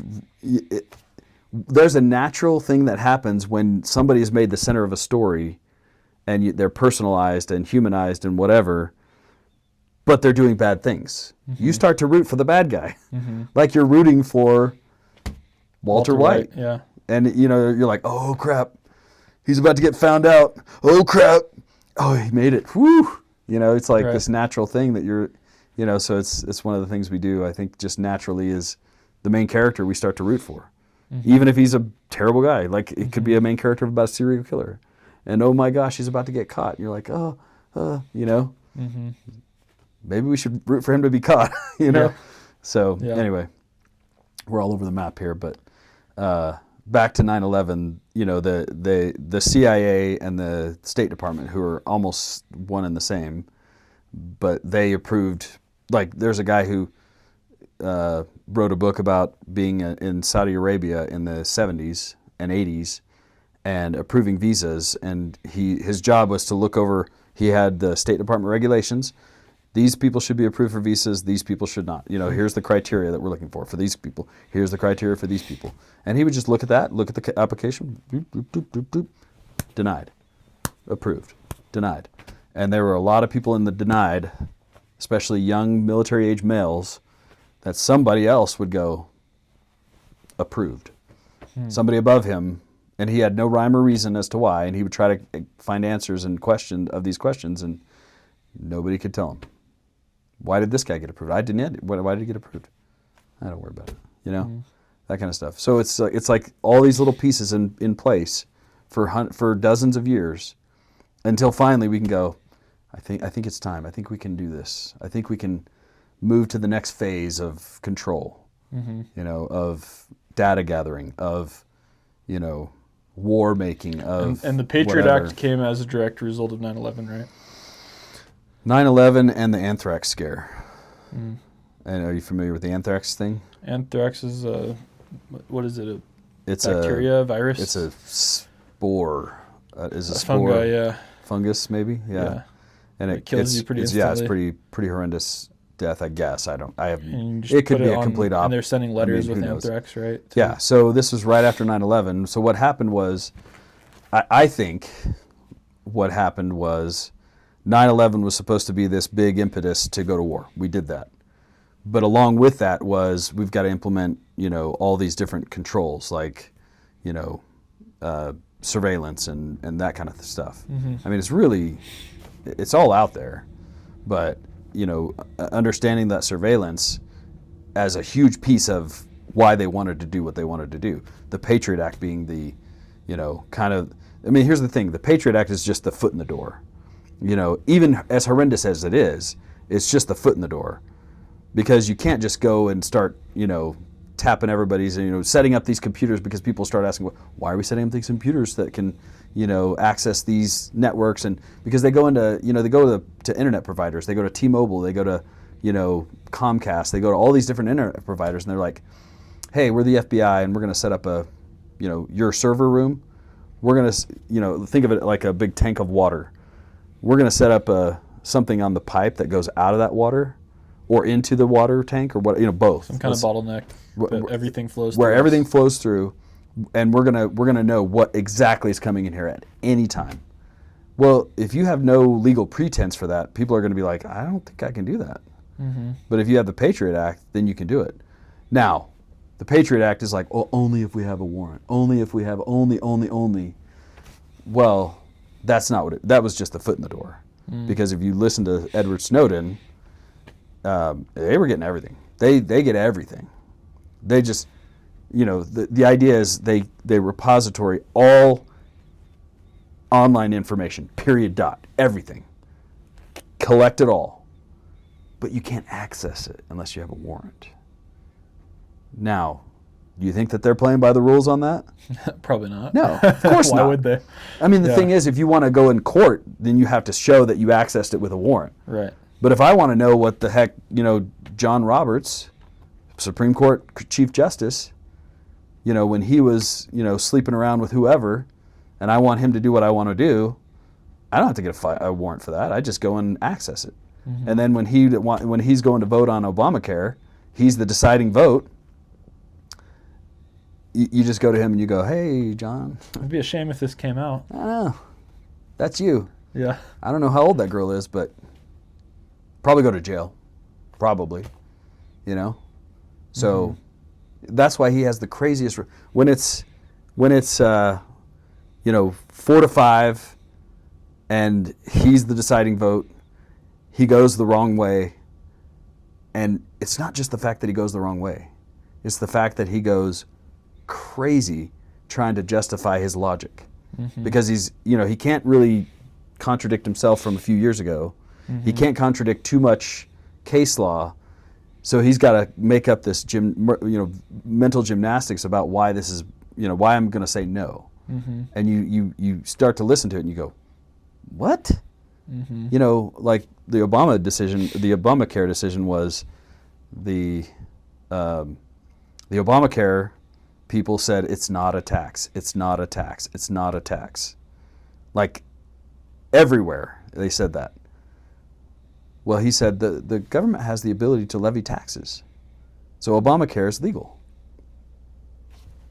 Is it a tax or is it not a tax? They said Like over and over again it's not a terms. tax. Yeah. Yeah, so anyway, that kind of stuff. So again, we're off the beaten path here, but the anthrax scare was, there was enough opposition to even after 9/11. Do you think the anthrax scare was a psyop then? Was a false flag to get? It is 100% a false flag. Okay. Okay, so let me go back a little bit. Yeah. The Patriot Act was not. Because who was supposedly sending these anthrax letters? Was it terrorists? Was it?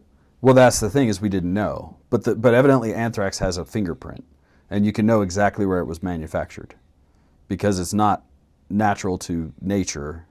It's nature plus science, scientists, and so we know exactly where it was manufactured. That's not in question. Like, that's not a conspiracy theory to say it was manufactured in Maryland. That's not like, it was manufactured by our country. We know that for a fact. The question is who sent it out from there. And there was a guy named Bruce something, Ivans, I think. And this guy was pinned, it was pinned on him. Once, I don't think they meant for it to get back to the fact that it was made in Maryland or wherever it was, Virginia. There's a facility that makes bioweapons. And this facility was traced back to this facility. And this facility, once it was traced back there, they're like, ooh, we gotta figure out how to, so they tried to pin it on this one guy, and the guy was just like, was not me, and he had proof or whatever. And then they pinned it on this other guy, and he killed himself. I don't know if he killed himself or if he was, or if it was an suicided. Kill yourself. Yeah, exactly. I don't know what it was. It's possible that he did kill himself, because what they do is they completely make your life miserable, and all the while, everything you've ever worked for in your life, everybody you've ever loved, this is all going to affect everybody, and it would be a lot easier if you just weren't here. And so, I think people will take their life in those circumstances. And if they won't, there are people who will help them take their own life, which is called murder. But anyway, so yeah, the Patriot Act wasn't going to be passed. There was enough opposition, and so then they sent these things to prominent members of Congress and killed their aides or the mail people or whatever, and then they traced it back. People, because there's enough people who do their job in these organizations that are not bought and paid for, that are not completely, immoral, and so they will go and do their job, and so it was traced back to this lab or this bioweapons facility in Maryland. So I think it was Maryland. So we have potentially two major false flag, highly publicized operations going on, and then out of that, the Patriot Act is born. That caused 3 wars. Two you know about very well, Iraq and Afghanistan. The one you don't know about is Africa. And so I think they had a hard time getting those two, through Congress is kind of a misnomer, because Congress didn't declare war on anybody, but they voted to say, hey, we're okay if you go ahead and use the military for whatever. But in doing so, there was opposition, there was fighting, it was public. And I think they said, let's just count the Africa as part of the global war on terror that we were kind of given approval for in 2003. And so there's this massive war going on in Africa. Massive. I mean, Africa is huge. And we're ongoing? Ongoing still, yeah. I think so. I was in Djibouti in 2003, 2004, 2005. we would fly in there. No comment on the Djibouti. Right. I was in Djibouti, and it was a marine base that was very small, like 10 buildings. They had 7 or 8 helicopters there. They had a dining facility. You lived in a tent if you were there. And then I went back and when I got out of the academy, went back to flying C-130s. I went back there in 2014 or 15 I think. And I went to Djibouti, and it was a 30,000 man plus base that had high-rise apartments for the military. I mean, it wasn't high-rise. It was containerized, like these apartments where it was like one room was one container, and they would stack them 4 or 5 high and have hallways and showers and everything. So it was like this containerized high-rise that was crazy. And it was massive. And that was the jumping off point for everywhere in Africa. And they would go to, a dirt strip in the middle of nowhere and land, and a bunch of dudes would get off. And then they'd fly out of there. And then a couple weeks later, they'd go back in. They would land at a dirt strip, and these dirty, bearded special ops guys would come and get on the plane, and they would fly out of there. And I mean, it's everywhere. And you were picking up and dropping these people off? I didn't do that. This was after. So I went back to Djibouti, but I never flew missions into Africa. I did fly missions into Africa, but not from Europe, right? Not from Europe, from Spain. Mainly. Yeah. But we flew a quick reaction force down to Ghana, and then we went and picked them up again. But the ones I'm talking about is if you were deployed to Djibouti, they would fly to these, Niger, Chad, Nigeria. And what are we doing there? Fighting terrorists. Who's a terrorist? Everybody's a terrorist when you want them to be. But we were fighting terrorists. But with what do you think the end goal is? I don't know. I think that the end goal is it's probably fighting for control of governments so that we can get resources, because Africa is extremely rich in natural resources. It's really sad because it's the poorest continent in the world. And the poorest countries in the world that have the most natural resources that could, if they were governed well and taken care of. If you got rid of all the corruption. If you got rid of corruption, they could be very, very prosperous. The entire African continent could be, there's parts that are obviously very bare of resources, but there are other parts that are completely chock full of resources that we need for the technology for the next 100 years. You could have everything you need just about out of Africa, is my understanding. Yeah. And so China is playing a war of influence, economic. I was actually going to bring that up. It's I think one of the things that started to red pill me to like the whole good guy, bad guy thing when it comes to China is just seeing how China's playing this, all these major, us, Russia, China, we're all developing assets, right? And friends, whatever. Allies, right? Yeah. And our strategy is typically military. Yeah. Right? It's hey, we're going to invest bullying. trillions and we're going to go in there and just use some muscle and get these people to do what we want. Where China is kind of taking a humanitarian approach. Now, the underlying motive is probably the same on both sides. It's, hey, we want your resources, we want to control and probably exploit. Might not be too far. I definitely exploit, for sure. But we're going to just go in there with brute force, where China's like, hey, we're going to build you this hydroelectric dam because in Ethiopia... And we'll control it for the next 100 years. Only half the people have power. Right. And we can fix that. Right. But guess what? You build a hydroelectric dam in Ethiopia, now you control the Nile River, which supplies all the water to the countries north of you. Well, yeah. And so I guess it flows north. It flows south to north, into the Mediterranean. But they can turn off the tap on Egypt. Yeah. Mm-hmm. And now Egypt, if you control the water supply to Egypt, you have them by the balls. Yeah. Yeah. So, I have flown over. I have pictures of Egypt. Brown, brown, brown, green, brown, brown, brown, brown. I've been there too. Horrible. It's like not horrible, but it's just, water is everything. And there's nothing outside of where there's water. Right. There's nothing. It's just brown. It's just desert. Yep. So, it's just they do it a different way, but it's the same goal. It's controlling the country, or a continent or whatever. And so, Well, we both have the same ends, but we have different means. right, But I almost feel like their means are a little better. right. It's like Well, they're not going in and killing people and creating a bunch maybe. of enemies, and I mean, at when least they they're do it, helping we don't people like in it, the process. but we do the same thing. You know, that's the Yeah. thing is that, you know, whatever. It's just, yeah. But what if the We're- United States took that approach where instead of just going in and yeah, like shooting people, we actually like went in and built infrastructure? Yeah, I don't know.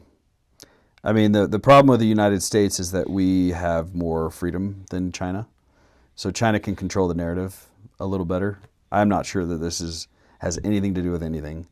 But, you know, think about it like if you have nefarious purposes and you're trying to be nice, there are people that can exploit you. But if you're, you know, if you have tight control over your own people, they're going to do what they say you're going to do, what you say they're going to do, and they don't really have a choice. And so maybe it's easier to control the narrative because you control the people. I don't know. You know, I don't. Yeah, I'm sure there's The fine detail is harder to figure out, but you know, I mean Islamists are a problem in all of Africa. I mean, every part of Africa, Islamists are trying to take over. Now, the hard part is that half the time they're controlled by the CIA anyway. I mean, you know that in Syria, the guy that just took over from Bashar al-Assad, we were fighting him in Iraq for years. He's a bin Ladenite, and we helped him get into Syria. I mean, we control both sides. It's like, you know, we control the enemy because as Israel says, we control the height of the flame, right? So, anyway. We've gone far afield. What else do you want to talk about? Yeah, we could be here all day if we keep we going can bring down. it back. Let's see. Yeah, let's get back into your life. So tell me, you shared one story about your dad. He helped you quit eating your boogers. When you say it like that, it sounds so terrible. It's probably a good thing, right? Yeah. I was not a booger eater when I was older. So tell me a little more about your dad and your relationship with him. I've a couple stories that I'd written down here that I've heard you tell is the baseball camp story, the summer camp. Yeah. We can start there and then maybe. Well, just starting branch with off. my dad, he was not a very vocal person. He didn't talk a lot, like like I never had conversations with him like I have with you sometimes, you know. Right. And you know, if you're like, because I would ask questions like, "Hey, Dad, what's the difference between Republicans and Democrats?" And he would give me like two sentences, and that's about it, you know. And it just Is that a specific question you asked him, or just an Yeah, example? no, I remember, What yeah. did he answer? he said, "Well, Democrats are about more control and more spending, and Republicans are about less spending and less control." Okay, I don't, not really why that's bad or why that's good or what. It was kind of it, you know. Yeah. And Why do you think that was? Do you think he didn't there are times know where too much? Like, no, he knew a lot. Okay. It's just that when a young kid asks you a question, because I've had the same. I've thought about his response when I've been asked similar questions, and the idea is it depends on who's asking, really. You know, if it's Gabby, I know that I can go far, like I can go real deep, and she'll stick with me, only because even if she has no idea what I'm talking about, she just enjoys hearing me talk. Okay. If it's Natalie, I'll get 2 sentences in. She's like, "Yeah, I don't care enough," you know. So the question is, She loses interest. yeah, you know. Yeah. And so, do you think that was the case with? It you, depends that on what you- it is for Natalie, by the way. So if she watches this, it's not everything, but some of the things she'll be like, "Nah, I don't care." But Yeah. and if it's, Do you think that was the same case with you then, that you weren't? I was pretty young, and he was like, you know, he wouldn't understand if I went any deeper than this, but you know, But and you I probably craved maybe a little more. No, I don't think so. No. I don't know that I did. I really don't know. Because now you love talking. Yeah, I do. And going deep into things. Maybe I would have liked it if we had conversations like that quite often, but we didn't. We didn't have conversations like that very often, and so it was just me asking a question and him going, Let me see how I can simplify this. Mm-hmm. Boom, boom, boom. That's it. So I don't know. I don't know. He didn't volunteer information a lot. He would, like, on drives, it would just kind of be quiet, and we would just drive in silence or whatever. And You didn't listen to the radio? we listened to the radio all the time. Okay. He listened to talk radio. That's kind of where I got my love of talk radio versus and which, not versus, but growing into podcasts, because I listen to podcasts incessantly now. And so yeah, it's, I was a Rush baby, if you're familiar with that term. Yeah, I've heard it. Rush Limbaugh. Because I was 15, 16 years old when he first came on the radio, and Dad really liked him a lot. And so we'd be in the car and I'd be listening to Rush Limbaugh. We wouldn't be talking, but we'd be, both enjoying Rush Limbaugh, and so I remember you listening to Rush Limbaugh as a kid too. I mean, I listened to talk radio in the car. I don't know. I probably didn't try to listen too much when I had kids in the car, because I felt like, well, I don't want to stifle conversation or something like that. Or, maybe Mom was like, can we not listen to this when the other people are in the car? There are definitely times where you listen to it while I was in the car. Yeah. Maybe. Because I remember. Yeah. And sometimes I would like follow or I'd ask questions and you'd be like, sometimes you'd pause it and explain. Sometimes you'd be like, shh, I want to hear this. Yeah. I don't want to miss this part. Right. Back then it wasn't a podcast that you could just pause it and come back later. And so you really did have to listen. Yeah, if I'm you like wanted hanging on. I'm like, oh, hold on. Yeah, I can see that. And after a few minutes, you'd be like, okay, cool. And Yeah. then you'd explain. Yeah. And most of my kids, especially my biological kids, are better hangers on to that sort of thing. Just maybe it's just a genetic interest, or like genetically you are prone to be curious like that. And others, I don't feel like John was too concerned with that kind of stuff. He's like, whatever. And definitely the younger three are probably not that interested in that sort they're of still thing. young, but Elias isn't too. Elias depends. Like, he loves Candace Owens. Okay. And sometimes Ben should be like, he's gotten in the car and I've turned off what I'm listening to, and he's like, no, let's listen to that. Okay. So he's kind of, but Elias, he's kind of tough nut to crack. He puts up his walls and doesn't want to. Maybe it's easier to listen than to talk to you. Maybe that's a possibility. So yeah, so anyway, it's just, so we didn't have a lot of conversations about stuff. We didn't. I do remember, like, we used to, in the summers and stuff, we would wake up early, 6 o'clock, 5 o'clock, something like that. And we would go to he would take the whole family and we would meet with other families and we would walk around the track just for exercise, or run and walk, whatever. Yeah. And I remember walking with my dad and him trying to tell me about, what he did in Vietnam, like that's where I learned about daisy cutters and, that's the bomb that, you were talking about with Grandma yesterday, where the 10,000-pound bombs that would clear out the landing zones because drop a bomb and then that's a place where helicopters can now land. Right. All the trees are gone, the canopy's gone, and so he would tell me about that. He would tell me about other things, and I remember being somewhat interested, but looking back, I kind of regret not being like, wow. So what were you thinking when this happened? What did you do when this happened? I just kind of was just soaking it in, not even soaking it in, just a passive listener to the information. I wasn't a participant in a conversation.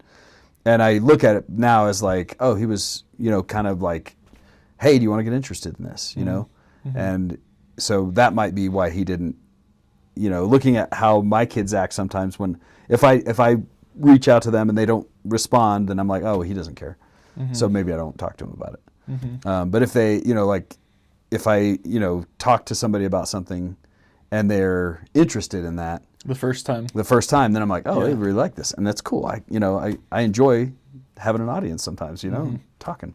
And so, anyway, so it wasn't one-sided is what I'm trying to say. It wasn't just him being like, I don't really talk much. It was it was me probably as well being like, but he taught my classes, and like when I was a deacon and stuff, he was a deacon's advisor, and so I remember his lessons and things like that. He wasn't the most interesting teacher, but I did learn about him and his mission and different things and books he read and stuff like that. So did he like to read quite a bit? I wouldn't call him an avid reader, but he did read. I mean, like we had jokes that we'd be like, he would quote from John Whitsoe all the time because Okay. John Whitsoe wrote a book called The Word of Whitsoe Mm. or something like that, or somebody wrote a book about John Whitsoe or something like that. Okay. And I'd have to look that up, I guess. But so he quoted from that. So like me and the other deacons, we'd always be like, he'd be like, yeah, this one apostle said, John Whitsoe. Well, yeah, but so Yeah. he really, I think, enjoyed that kind of So that was person. one of his favorites? Yeah, one of his favorites maybe, but maybe it was just that he only read a couple of books and they were all by him or something. I don't know. But we had a lot of books in the house. I mean, He ran a bookstore. He did run at a one bookstore, point, and I don't was know that how much 'cause of he those. loved reading, or how did that even come about? I honestly think that he just thought, well, there's no other LDS bookstores in Arkansas, so I'll have the corner on the market. Well, there might be a reason there's no other bookstores in Arkansas. The corner on the market when the market's pretty small. It's the only LDS bookstore in Arkansas because there's not very many LDS people there. Yeah. And so, and the ones that are there, I mean, think about the Jacksonville Ward. Yeah. How many of those guys are like, I'm going to go buy a book? Yeah. 5 maybe? So Yeah. it's just. Back then, you couldn't really order books as easily, right? Like Amazon. True. Yeah, true statement. So yeah, he would order books from LDS suppliers and whatever and keep a stock, but it wasn't a huge stock, and it was, I did meet somebody though, Brother Moyer. Do you know Brother Moyer? in Cabot. Yeah. I think he passed away. I think Did he he? died recently. Yeah. Okay.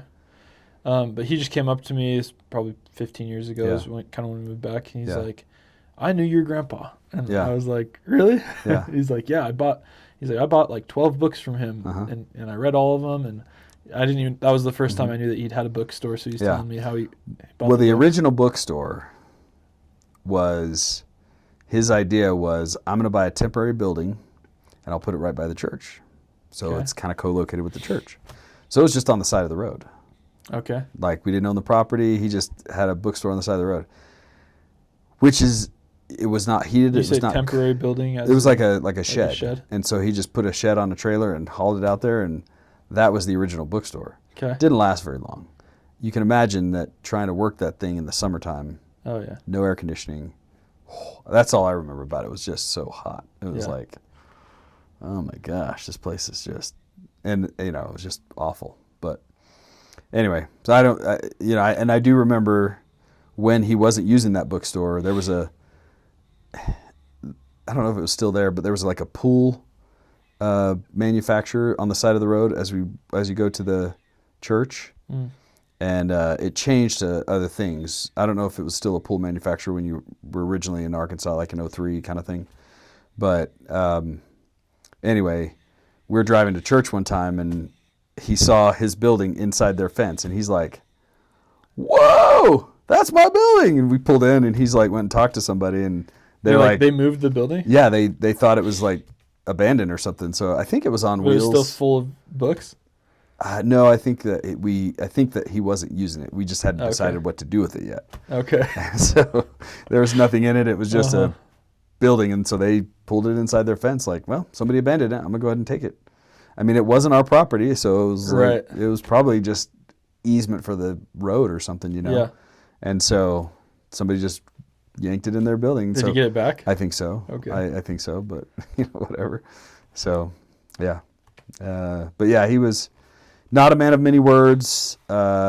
He was a serial entrepreneur, but not very good at it. And I was talking to Mom about it because after you guys had your conversation yesterday, I was like, so why did he just decide that I don't want to work for anybody ever again? Because my thinking is, and it might be because I saw what my dad did, and I think we have similar personalities in some ways. I'm a very good strategic thinker, but I'm not a very good detailed thinker. Like, up here, I can see the big picture. Down here, I forget the names and the details and and whatever. And so I think that you really need that if you're going to be a business owner. You've got to you can't let any of the details fall through the cracks. Now, we can come back to that. But they're startups, strategic thinkers, that kind of thing. Maybe they can work it good if they have the right people around them and things like that. Is typically a really successful like leaders are more the visionary. Yeah. And there's actually Patrick Lencioni. He writes books on organizational Yeah. psychology, and he has a consulting group called the Table Group. They came into Lumio and they charged him like $60,000 to come consult for 2 days with like all the owners and like a big think tank, and they just helped them break down their systems and restructure things. But they have a test that you can take online. It's like $10. It's called WIDGET is the acronym. So W stands for wonder. So basically, there's a spectrum from idea to completion.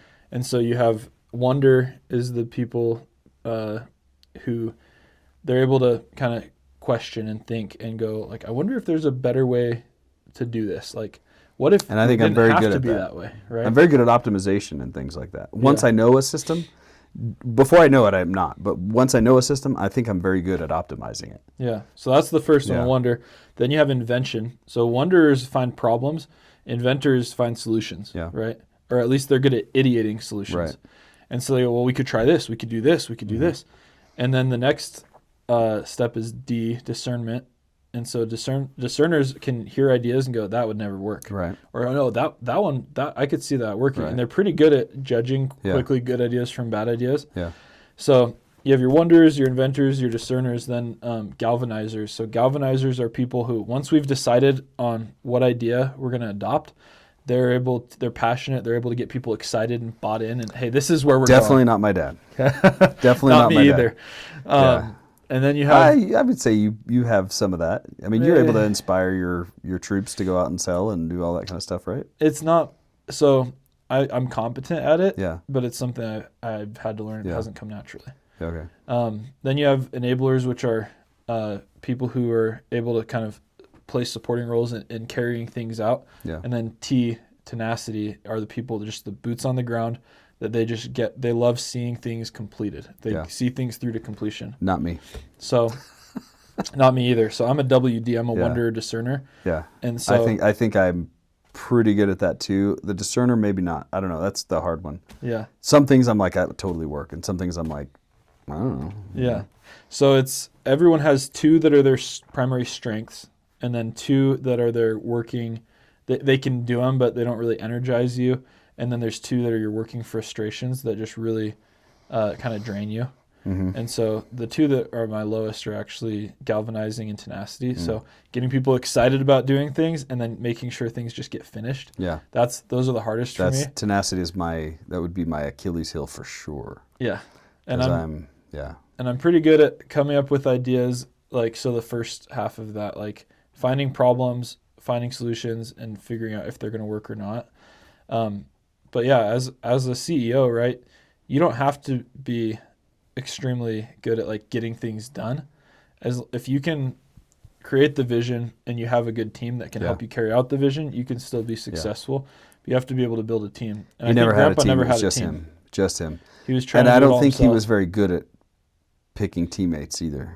And it probably it's a resources thing too. You would need to, to start a business you need the resources to get the right team too.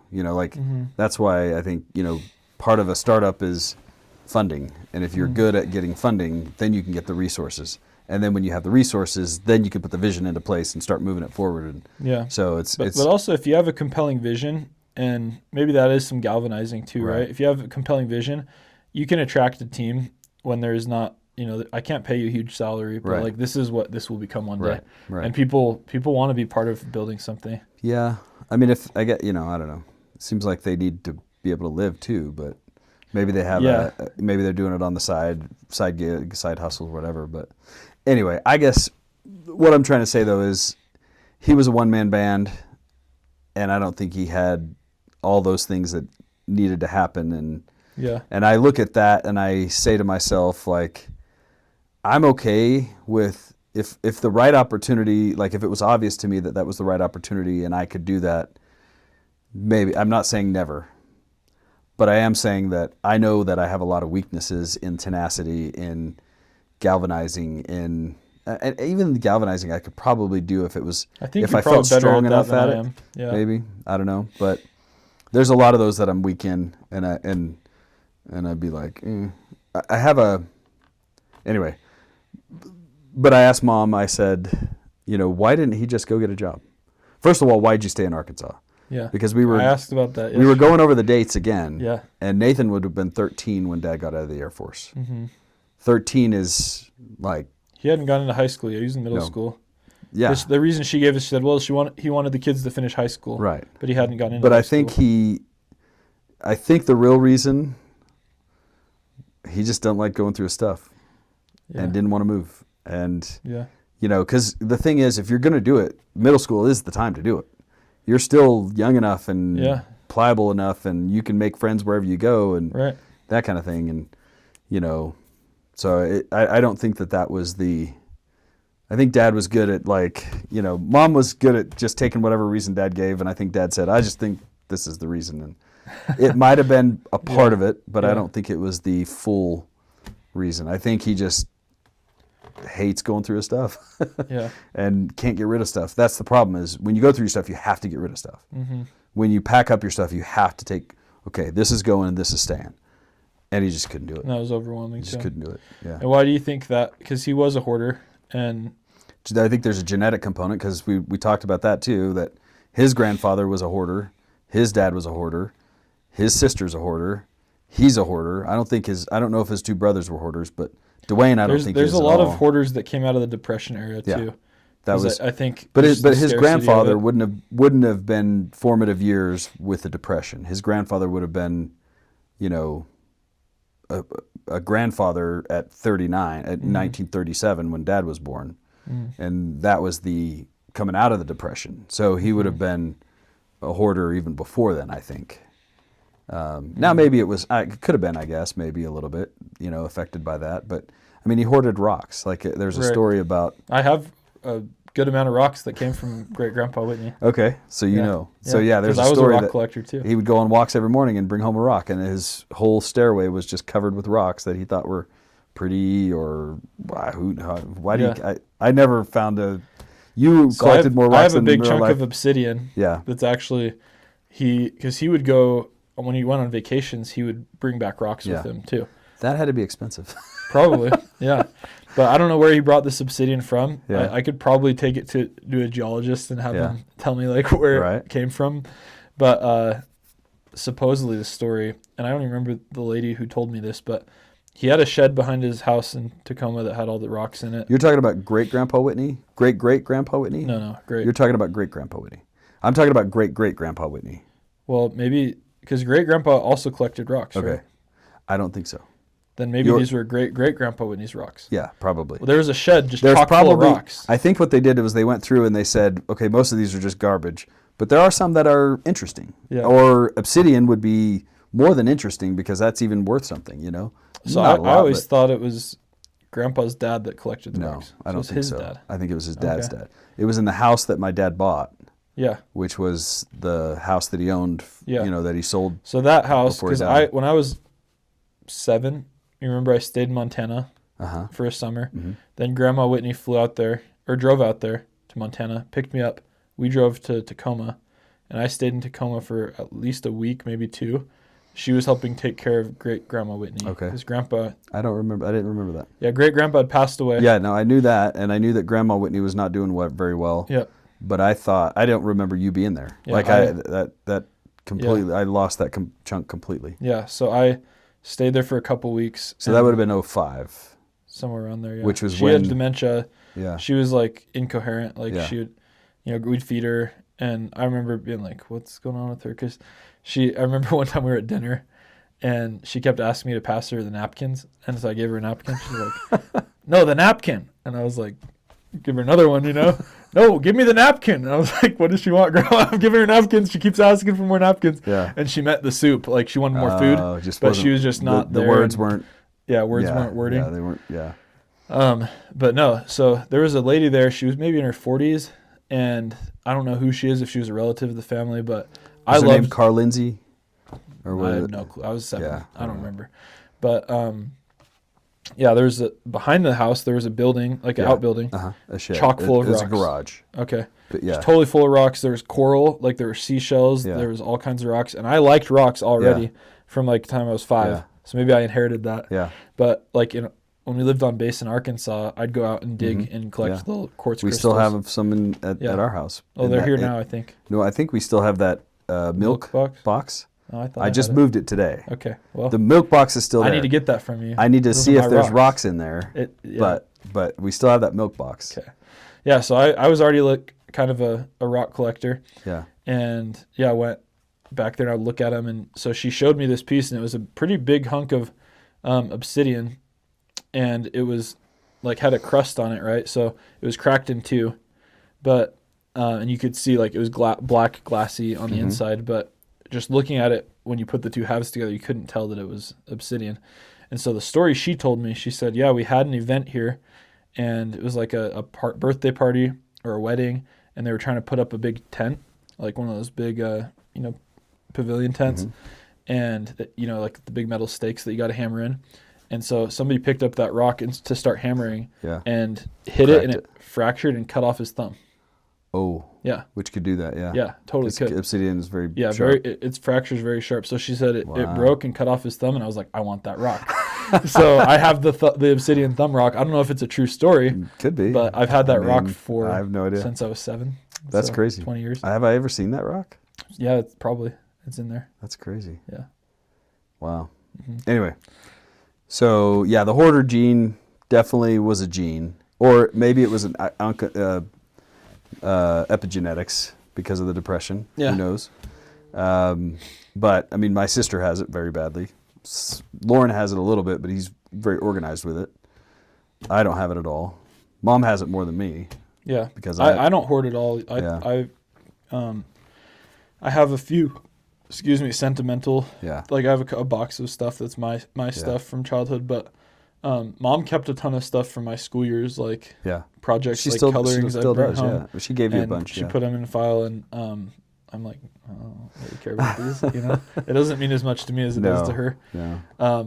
But yeah, like most of the stuff that I had before my mission, I've thrown away or gotten rid of, and we've moved. I mean, part of it too is our first 2 years of marriage, we moved 12 times. Yeah. And when you're constantly moving, like you said, you got to figure out, is this worth hauling around or not? Right. And that we were very minimalist for most of that. So, yeah. Well, I didn't inherit that. Why did Dad hoard? I don't know. I mean, we're talking like deep psychology here now. Yeah. Why did he overeat? Why did he hoard? Probably the same reasons, because I think a lot of hoarders are overeaters too. Yeah, eating is, you're just hoarding calories. Right. And in the form of fat. I think it's a feeling of scarcity and not being able to control events and whatever. So you've gone through Curtis's dyads, right? Yeah. Do you know what the counterfeit of abundance is? Did you talk about that? The counterfeit of abundance is... So the opposite of I'm abundance... sure he did, but I can't remember it. It wasn't one in the course. It's just I've heard him talk about this. The opposite of abundance, scarcity. Yeah. Right? Opposites are easy. But the emotional counterfeit of abundance is accumulation. Yeah.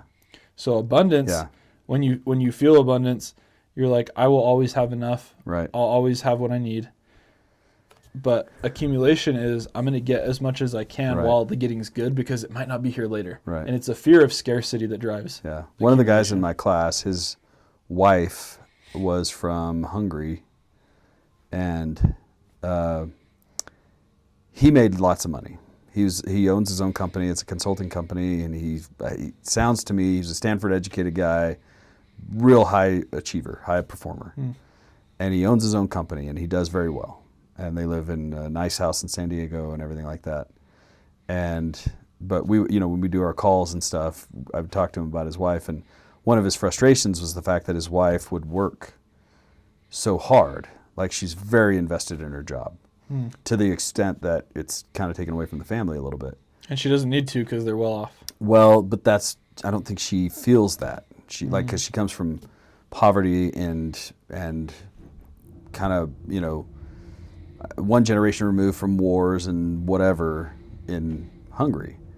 And I mean, just the name is Hungary, but not that she's hungry. It's just that, she feels like she has to work because she needs to accumulate. And I said, well, just tell her this. I said, you could be a billionaire and it's gone tomorrow. Like anything can happen. You could have $1 billion of, Enron stock, and then the next day it's worth 0, you know? And I said, how much is, because that's what I'm saying. I'm like, ask her how much is enough. Because either you can't come up with a number or you come up with a number and it's total BS. Because guess what? If you're not right in here, if you're right in here, you know, like in the Gulag Archipelago, he talks about, you know, people that were, you know, Solzhenitsyn talks about the good people were still good. Like, and by good, again, I don't like good, but the people who were moral and lived by rules and More virtuous. and virtue and that kind of thing, they were still virtuous when they were in there. And so when they had nothing, they were starving, they had no clothes, they had, you know, their privation was through the roof, but they still were moral to everybody else. And then there were people that would stab somebody in the back for, you know, a shoe, you know, or something like that. And so it just doesn't matter. Even if you don't have enough, if you're right here morally, you'll be right. And whatever happens, well, and the happens. same goes for people who become wealthy, right? Right. It's like you have whatever you are, whoever the person you are in your day-to-day life, if that's stripped away, you're still going to be that same person. Right. And if more is added unto you, you'll Right. still be that same person. Right. Money is just a magnifier. Right. And yeah.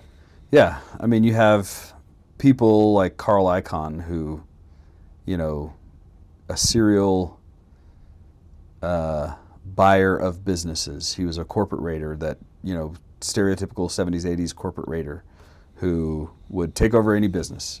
He would just brute force, you know, start buying stock until they, you know, they would try to counter him, but he was ready for that, and their counter would off-balance them to the point where he was able to gain more control. And, you know, he was just, you know, the typical guy, but nothing was enough. And he absolutely, like, I went to, when I was doing training for GoJet, I was training in St. Louis. It's not St. Louis. Atlanta? Maybe it was St. Louis. It was St. Louis. Yeah, St. Louis. And we went to the flight safety there to learn how to fly the jet. And the people that were there, so TWA used to be based in St. Louis.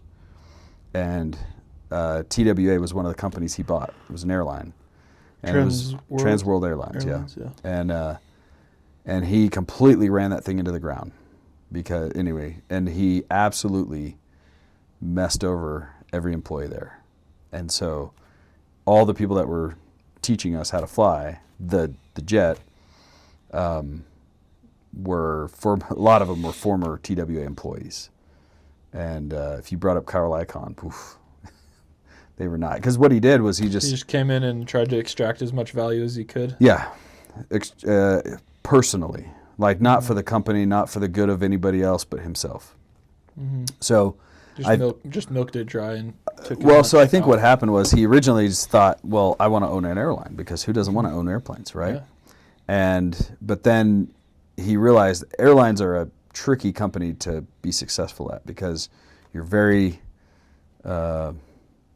beholden to the gas prices, to the government regulations, to, you know, there's all these factors that, you know, in the good times they're great, but the bad times like that, because equipment costs are through the roof, fuel costs can be through the roof, you know, government regulations can turn you from profit to poverty in a heartbeat. And so kind of like solar. Yeah. Well, so he realized that, you know, this isn't what I thought it was going to be. But rather than just take a loss or even, you know, sell out and be, you know, call it even, you know, I'll walk away from it, he made the decision to just keep running that thing into the ground, to the point where they had to, you know, sell their roots off because, you know, it's weird. Anyway, they sold all their assets basically, and merged with other companies, whatever. But one of the ways he did it, and this is what all the employees really hate him for, is they all had pensions. You know, used to be companies, people don't do this anymore because a company is not, the companies are not moral enough to trust anymore. But in the old days, you would work for a company for 40 years, and their pension, your retirement was tied up in their stock. And so you were invested in them, they were invested in you, And when you're done, you walk away and you keep drawing a salary for the rest of your life. And now if the company went belly up, you had to go look for work. Mm-hmm. But the company's retirement portfolio was a big deal. And so the retirement portfolio of TWA was, he would say, oh, it's overfunded. And because you could take from it if it was overfunded. But who says it's overfunded? You do. You're the only one that says it's overfunded. And he would just keep taking it and keep taking it. So these are people's retirements, and he just kept taking it and taking it and taking it and taking it and taking it. And then he sold everything off, and the company's belly up, and everybody's that worked for the company for 30 years now has nothing. And so, yeah. Do you think at some point, Carl Icahn is his name, has to come to terms with what he's doing and justify it, or like as he's because that sounds like psychopathic behavior. As he's in hell, yes, he will have to. I mean, in this life, right? Well, I think that there's a point. This is the way I look at billionaires and people who gobble gobble gobble gobble gobble gobble, and it's never enough. It's an addiction. It's just like. You have fundamental unhappiness. I want to distinguish because I don't think you have to be a Carl Icahn to be a billionaire. True. I think it's possible to become a billionaire by creating a lot of win-win situations. I think that's accidental. How do you mean? Not on the part of the billionaire, but on the part of the system. The system, again, I have a very dim view of the government and corporations that are with the government in a lot of things. So a lot of the military contractors, I think the Jeff Bezos of the world. I don't believe that, what's his face, Bill Gates, for instance, was just a great businessman. I think that the government knew what was going to happen, and they said, the CIA, again, this is super conspiratorial. I have no proof. This is just my gut feeling. They probably went to the guy who had maybe started a business and said, do you want to be the man? And he said, yeah, I want to be the man. And they said, okay, here's the terms. It's like sell your soul to the devil kind of thing. The terms are, you will be wealthier than any man on this earth. But you need to start depopulating the earth. You can do it through this means, or this means. You need to, when I say jump, as far as how much information can Microsoft gain about you? And we want that information. We want that information. I mean, that's another, choke point of information, right? Right. And backdoors, we want them. Because you're controlling operating systems for 90% of the computers in America, in the world. And when we want backdoors, we want backdoors. And if you ever screw us, this is going to happen to you. And it's probably horrible. And, going to jail would be the easy part. So I have no proof of that. But every decision he makes screws the world. Every decision. And I even mean like his customer service screws the world. Okay. You ever tried to call Did you Microsoft? have a bad customer service experience with Microsoft? Like a month ago. I'm trying to, my Microsoft went belly up. Uh-huh. So I have files I can't access. Try to get a hold of a human being to fix that. Just try, because I can't. And you're telling me the guy who's worth $80 billion can't hire a few Americans to answer phones? Yeah. Okay, whatever. Yeah. So Yeah. I do believe that those that made it, that were moral and good, probably made it. They were in such a position that the others didn't notice until it was too late. But I kind of believe. Would you put Elon Musk in that category? I don't know. I don't know what I believe about Elon Musk. He could be the greatest guy in the world, or he could be a complete psyop. Same way I feel about Donald Trump. He could be the greatest president the world has ever known, and a leader for our time, the great man who's going to save us all. Or it could be a complete psyop. I'm starting to believe the latter more and more every day.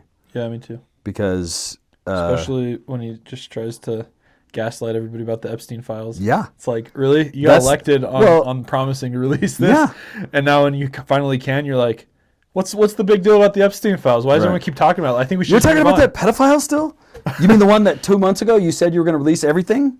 Yeah, we're still talking about that guy. Yeah. It was only 2 months ago that Yeah. you said this. Yeah, And then- ridiculous. yeah. Absolutely ridiculous. That was like a moment for me where I go, You, he is not who he's been saying he is. and that was my worry from day one with him, Mm-hmm. because I didn't want to vote for him because I didn't trust him. Then I voted for him because I didn't. I know what I'm getting with Hillary. Lesser of two evils. I'll go with the devil I don't know versus the devil I know, and so I went with him, and then I was pleasantly surprised with everything he was doing. Yeah. Now, I know he was in a battle for his life the entire time, and he couldn't do everything he wanted to do, but what he did, I thought was good. Mm-hmm.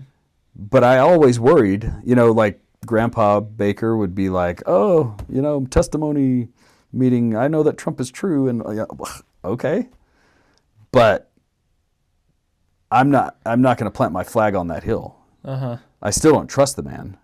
He's still there's a lot of his life that was highly immoral. Maybe you can separate those two. I don't know.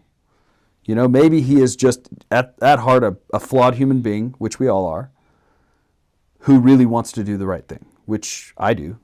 So maybe we're kindred spirits in that way. But I'm not willing to put all my trust in him. Mm-hmm. And what happens when he gets elected for the second term? That was always my worry, because he's always got that second term to worry about. Mm-hmm. So he's going to keep every promise he can, and better than any politician I've ever seen. Yeah. In my lifetime, he has kept those promises really well. Until the second. as much round. as he could, Mm-hmm. he's kept them really well. But the second term, he doesn't have to worry about you and me. He only has to worry about Congress to impeach him. They're never going to do that. No way. I mean, they may they'll impeach him, but they'll never convict him. So that's not going to happen. So does he have to worry about anything? So now he's still doing things that I'm like, great. But then there's the Epstein thing where I'm just like, Very disappointing. very, very. I mean, when I saw him go, are we still talking about that pedophile? I'm like, yeah. Yeah, we're not going to let it go. That is the crux of what is wrong with this country. Mm-hmm. Is that one man with billions of dollars can do whatever the F he wants? No, I'm sorry. I'm still talking about that. Well, it's a huge corruption scandal. A lot of people are wrapped up into it. Yeah. And then bombing Iran.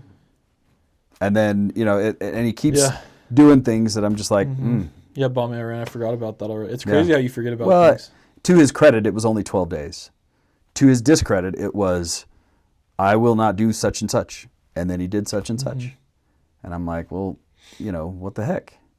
So there's some things that, and I can't remember the other ones that I'm just like, there's a list of things where I'm like, well, that's stupid. Why would you do that? And refusal to see Israel for what they are, and I don't know that's is it willful refusal or is it blackmail? Know. I don't know. That's a great question. That's the question you ask when he says things like, "Are we still talking about that pedophile?" Yeah. Yeah, I think Israel is a master of blackmail. 100%. I have no doubt about that. And I'm sure there's lots of intelligence agencies that are just blackmail is a powerful tool. 100%. But it seems like they've got a lot of people under their thumb. Yeah. It's So they got the carrot and the stick. We'll fund you if you do what we want, or we'll blackmail you. Well, there's a club, and as George Carlin says, there's this great club, and you ain't in it. It's this club of billionaires, and I don't think they let people in that club willy-nilly. And I think that if you're in that club, so with Elon Musk, I feel the same way about him as I do Trump. Sometimes I'm like, man, that guy's got it going on. And then there's other times I'm like, I don't trust that at all. I don't trust AI, so I'm going to make AI. I don't trust social media, so I'm going to make my own social media. I don't trust transhumanists, so I'm going to put chips in your brain. Yeah. What? Yeah. No, I'm like, is it all set up? Yeah. It when he takes over, all be a complete psyop. Yeah. That's the thing, is it could all be, you think he's going to save you, and so you're uncritical of him. And I found that in my lifetime, when I'm uncritical of somebody, because he's on my team, leads to bad things, like, war in Iraq, war in Afghanistan. I was all about George Bush, man. What a criminal. What a criminal. So, yeah. Yeah. Anyway. Why do we get on that topic? Have you seen, do you like, what's his name? Gosh, now I'm drawing a blank. Christopher. Rufo? No, the movie director. Oh, Nolan? Nolan. Yeah, do you like his movies? I like Batman. I like Batman Begins, and I don't like the third one. Batman Begins and The Dark Knight. The Dark Knight. Dark Knight's one of my favorite movies. It's of all great. time. It's fantastic. Very I mean, well I'm done. not a big superhero movie. Inception? Not a fan. No? No. Okay. I don't like movies. Well, first of all, the idea of that you tape something to your An wrist, IV, it's not even an IV. They just like, oh, go in there, go on. Yeah. Okay, I'll suspend disbelief for the story. Yeah, you have okay. to. Yeah. Like a helmet might have been more believable. Yeah. Like something that reads your brainwaves. Or Exactly. put a helmet on. Like a pod, Yeah. knocks you out, gassed and everything, and then you're in and you're like you're going Avatar. for it. Yeah. Yeah. Something like that. But when the layers start becoming, we start reaching ludicrous speed, I mean, that's a whole Spaceballs reference from way back. I don't know if you've ever seen Spaceballs, but the layer upon layer Teslas upon have layer ludicrous upon. mode? What's that? Yeah, Okay. I've known that. Plaid. Actually, Plaid is above ludicrous. Okay. So once you go to ludicrous speed, and then Plaid is the only. It's just like everything's Plaid. So I think Teslas actually have a Plaid speed or mode or whatever. Anyway, but I remember what I was trying to say. Oh, the Inception it's too many layers. It starts to become ludicrous at some point. Yeah. Where layer upon layer, plot twist upon one plot twist is a plot twist for other plot twists, which, it's okay. It's getting a little bit out of there. Yeah. Not a big fan of Inception, but what other ones has he done? The Prestige. Have you seen that? Yes. Did you like that one? It was okay. I liked it okay. Yeah. No, that was the one I was thinking of, is the Prestige, because it talks about how every magic trick has like the 3 parts. Right. It's the I don't can't remember. It's like you got to set it up, and then you got to the setup, the fall, and the Prestige. Yeah, I think, exactly. Yeah. And that's our government. That's our yeah, billionaire like, class. That's I our just wonder if corporations. They're operating on a longer timeline, right? But maybe it's a 50-year setup, right? Well, maybe it's a 60-year setup. But like Elon Musk buying Twitter to save free speech, it's like it feels like a huge win, right? And maybe even it is a win for a decade. It is right? it is a calculated. And then you start to boil the frog. It's a loss leader. When you go to go to Smith's and they're selling this for cheap. Well, they know you're not going to go in there and buy one thing. Yeah. And since you're there, you might as well get milk. And since you're there, you might as well get cheese. And then since you're there, you might as well get chips. And all those things, they well made up for that one loss leader. And so if I lose Twitter, that's fine, because you're going to put so much invested into Elon Musk that his Grok is going to fool you, his Neuralink is going to fool you, his whatever, because he's he spent $45 billion to buy Twitter. Okay, maybe, I don't know. That's the thing, is I don't put your trust in the arm of flesh. Anybody's going to disappoint you. Any institution's going to disappoint you, and so that's kind of how I see it. Yeah. So I'm going to hold judgment on Elon Musk. He could be the greatest. I mean, everybody knows what he's done, and it's pretty impressive. Tesla, SpaceX, all these things. Very boring impressive. Company. Yeah. You know what that one is? Yeah. Just drilling tunnels. Right. It's very impressive. I mean, he has done more startups than that have been successful than any human being. And I don't mean like little successful. I mean like wildly successful. Right. So going back to, we talked about war earlier. You said, well, war is beneficial because look at all the inventions that have come from war. I don't think war. It has to be war. Necessity is the mother of invention. Right. And so, like, you look at Elon Musk, he's invented all these technologies and companies because he wants to get to Mars, right? Well, back off a little bit. Okay. Because SpaceX would be nowhere without the government. Sure. Right?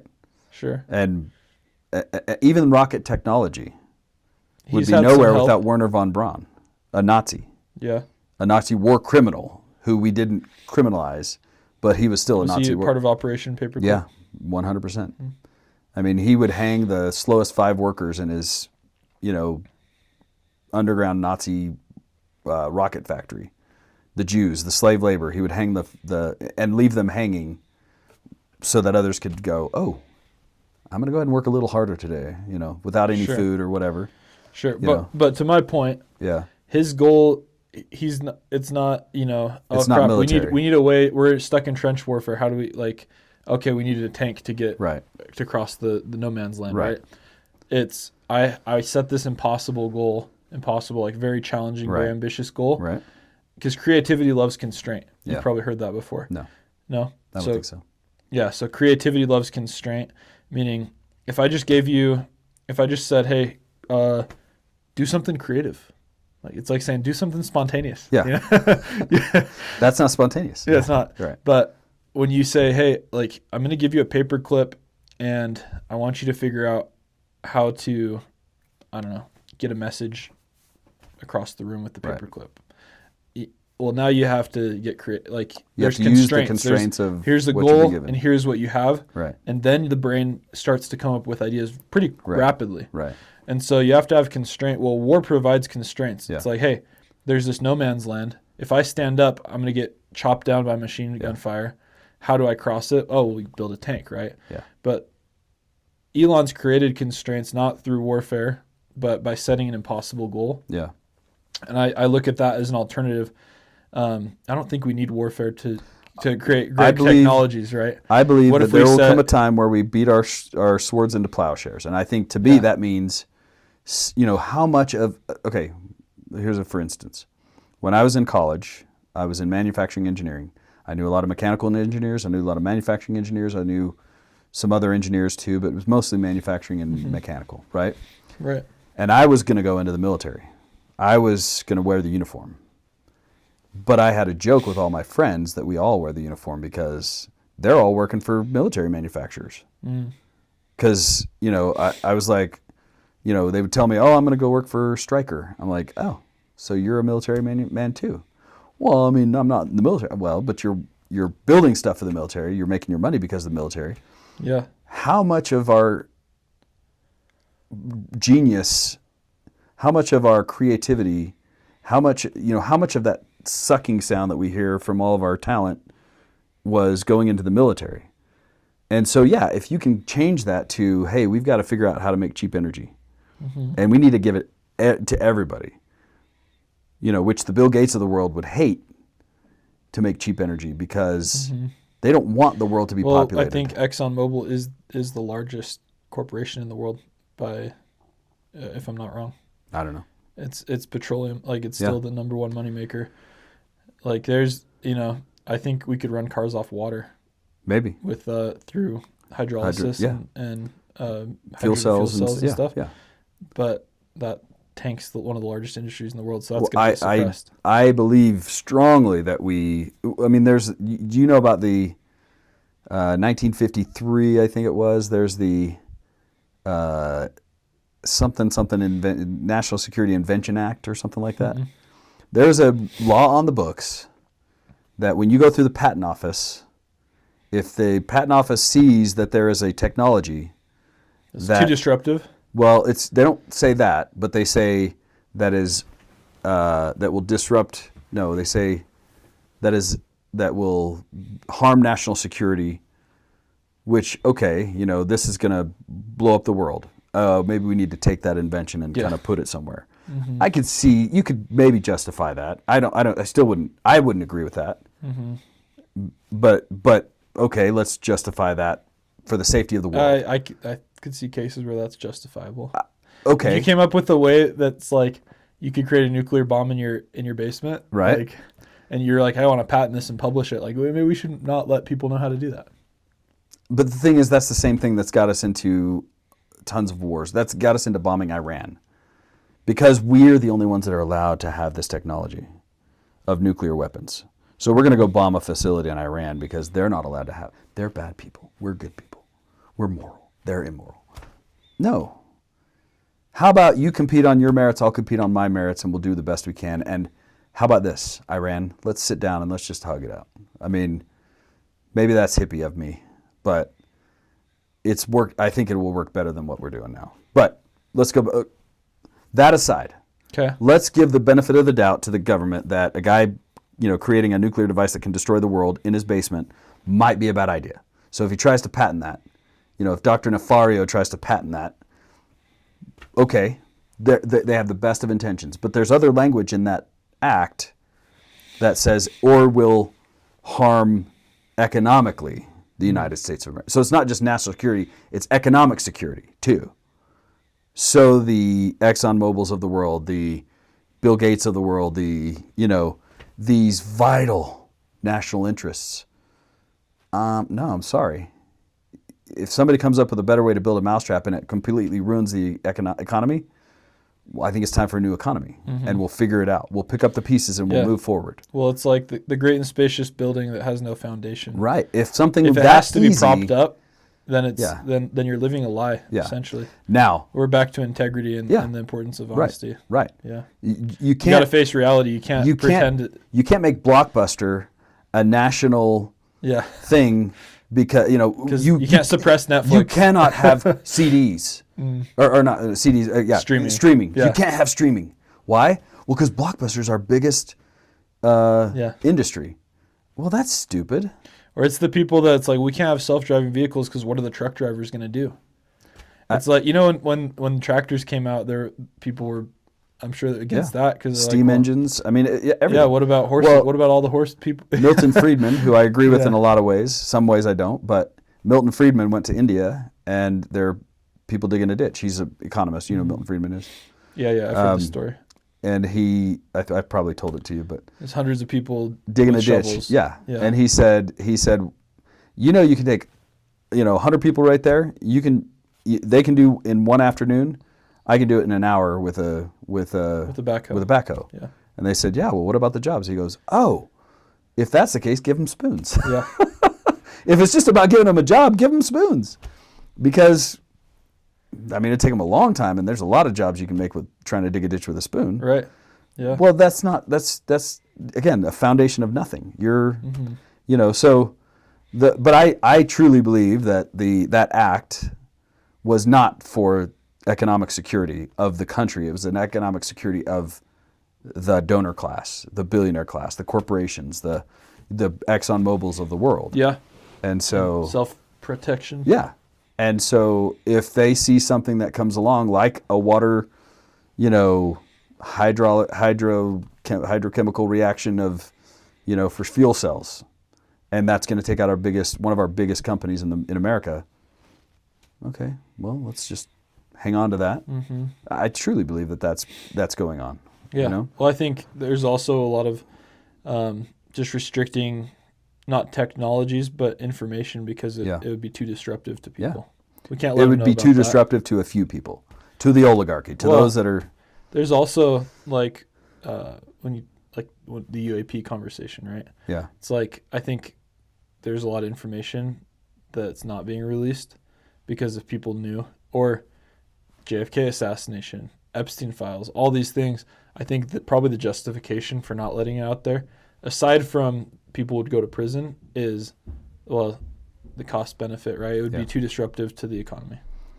But the UAP thing? Sometimes things have to get worse before they get better. Yeah. And I'd rather we have the truth. Well, and acknowledge the cancer and cut it out now, rather than let the cancer grow and not think about the cancer. Mm-hmm. Because if it's cancer, let's get it out.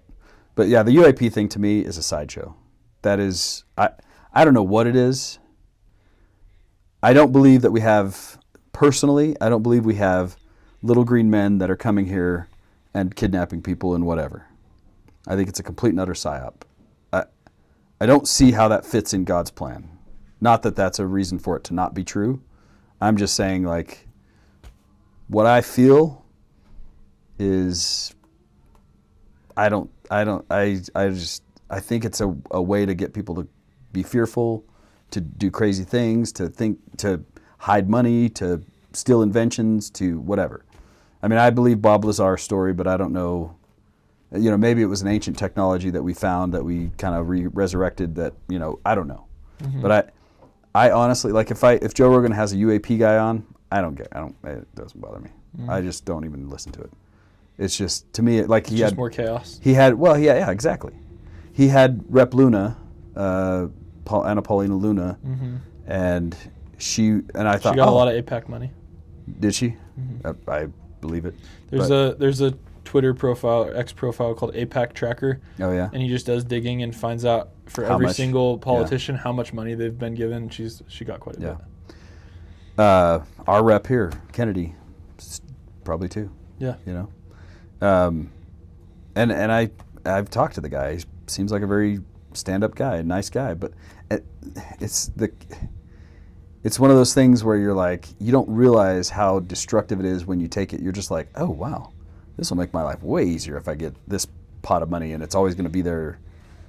Well, there's a price for that money. It's not free, But anyway, she was like on. They say in technology, when the product's free, it's because you are the product. Yeah, for sure. They're buying you. Yeah. Yeah. Anyway, so Luna was on there, and I thought, oh, young, up and coming, Congress member, says the right things. I'll listen to it. It was all about UAPs. I listened to 5 minutes of them. Yeah. I couldn't care less. I honestly couldn't care less. Yeah, I did the same thing on that one. I started it and didn't finish. Yeah. But I do that about all the UAP ones. I don't care. I honestly don't care. Yeah, I kind of don't anymore. I did it first, but I'm like, there's no new information. Every time it's like the same. They just share the same stories and the same clips. And I will start caring when they start revealing who's behind it. If they have proof that it's an alien, I will care. But as far as it's like Lost, the show Lost. Show lost me. It lost me because it's just in furtherance of the narrative. It's just I'm creating drama. It's a self-perpetuating story. Exactly. I'm it creating exists drama to continue the show. Yes. I'm creating drama. I'm creating intrigue. I'm creating interest. I'm creating all this stuff. Why? So I can create more drama, more interest, and more. And I'm just like, whatever. Get it. I don't care. I'll start caring once we start putting the Epsteins and the start prosecuting people that need to be prosecuted. Start, actually turning over the tables and figuring out what's behind all this, and then I'll start caring. Once I'm like, man, we got all this figured out. Let's go to this. So, how long are we going here? We've been here for 3 hours. Okay. Well, almost 3 hours. We could do a part 2. Yeah. But maybe to end this one then, I wanted to go through kind of your mission, fatherhood, just deployments. We've touched on a lot of that already. Let's talk about your book. So when was the idea for the book born? 2000. Walk us through the inception. 18. Okay. I was working at GoJet, so it was a regional airline, and I hated it. I was gone way too much, and I would find myself in, Montreal or, South Dakota or wherever, and I'm, the only thing to do is eat and, whatever. So I'm like, how about if I start writing a book? And I'd already started a book before that, and another one even, maybe. Okay. We can come back to those. But I was like, I'm just going to start writing. And what do I want to write? I want to write a book that, and I thought, who's my audience? I'm like, Gabby. Gabby loves books. She loves reading. I'm like, could I write a book that Gabby would love? Gabby's at the time, she was probably 12 years old or something. This is 2018. She would have been 11 years old. I'm like, could I write a book that Gabby would love? And so I just took pen and paper and I started writing. And the idea was, I know she loves The Princess Bride. So I'm going to write a book about The Princess Bride. But it's not going to be called The Princess Bride, and it's not going to be a fairy tale, and it's not going to be in, 200 years ago or 500 years ago, whenever that was supposedly taking place. It's unclear when the time frame of The Princess Bride is, but I thought, I'll make it today. I'll make a adaptation of it for today with no magic, it'll be all realism, but it will be The Princess Bride. A modern retelling of a classic story. Yeah, I mean, it's not exactly a classic. It was written in the 70s or 80s or something like that, but a modern classic, a modern retelling of a modern classic, whatever. It feels like a classic, though. It does. Well, but it's universally known in the United States anyway, and universally loved because of the movie. You know, so the book was loved, but the movie was loved even more, and people probably read the book because of the movie and things like that. In fact, I've never read the book. Should probably do that at some point. Maybe, but I know the movie quite well because I've watched it many times and heard it many times, and Gabby loves that movie. So I thought, yeah, you can quote the whole thing. It's a very quotable movie. Yeah. So I said, if I can retell that story in a way that Gabby would love, that would be pretty cool. So I started writing, and I wrote for, it was probably 4 days or something like that on a like a 4-day trip. I would just write a little bit here, and then I actually got stuck in Montreal for like 48 hours. And if you've ever been to Montreal in the wintertime, it's not a place where you just, the hotel we stayed at as well was way away from anything. It wasn't walking distance of anywhere. So the only thing you had to do was sit in your hotel room and go out and eat, go down to the hotel and eat. We didn't even go out of the hotel to eat. And so I was just like, oh, I hate my life. And so I'm like, so I'll start writing a book. So I started writing a book. And I probably wrote 2 or 3 chapters. And I didn't, and there was, the way I kind of work is if it's flowing, it's flowing. And if it's not, it's like, this isn't working. And so I just put it down. I read it to Mom, and she's like, it's interesting. This is maybe an issue. This is maybe an issue. And I was like, there were some issues that I couldn't conceptually get across. And I was like, forget it. So I put it down and I didn't touch it again. I actually started writing 2 other books. I've started like 4 books at this point, maybe 5. And anyway, I was in a similar situation, but the job wasn't nearly as drudgery. It was my current job that I have. But I found myself in the cycle of, being away, eating too much, spending too much time in the hotel, not being productive at all. And I'm like, so I kind of had a, like meditation moment, and I was like, I'm going to do something, because one of my problems is finishing things, I have all these great ideas. The tenacity is the problem. That's what I'm saying. It's a problem.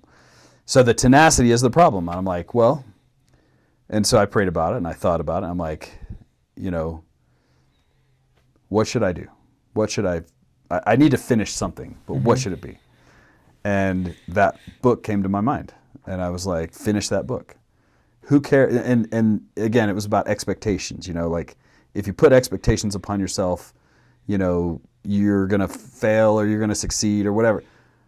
And that's why I don't do things, because I'm afraid, it might not be good, or might. Right. And I'm like, and I said to myself, okay, I feel like God led me to write this book, and not to write the book. It wasn't the book. It was more just finish something. And I said, what do I finish? This. And I don't know if it's going to go anywhere. I don't know if anybody's going to like it. I don't know if anything's going to be good about it. But I know, number one, I will feel good about finishing something. And I've talked to tons of people that have started books, and they're like, you finished one? That's amazing. Because finishing a book is really difficult. Yeah. And so I said to myself, well, I'm going to finish a book. I'm going to finish, and I picked that book, and I looked at it. I kind of read over it, and I was like, yep, this is why I didn't continue, because this isn't working. And I thought, well, what do I need to do to change it to make it work? And I changed the perspective from so you got Buttercup and Wesley, right? And I was doing it from Wesley's perspective, and I thought, oh wait, that's wrong. Buttercup's perspective.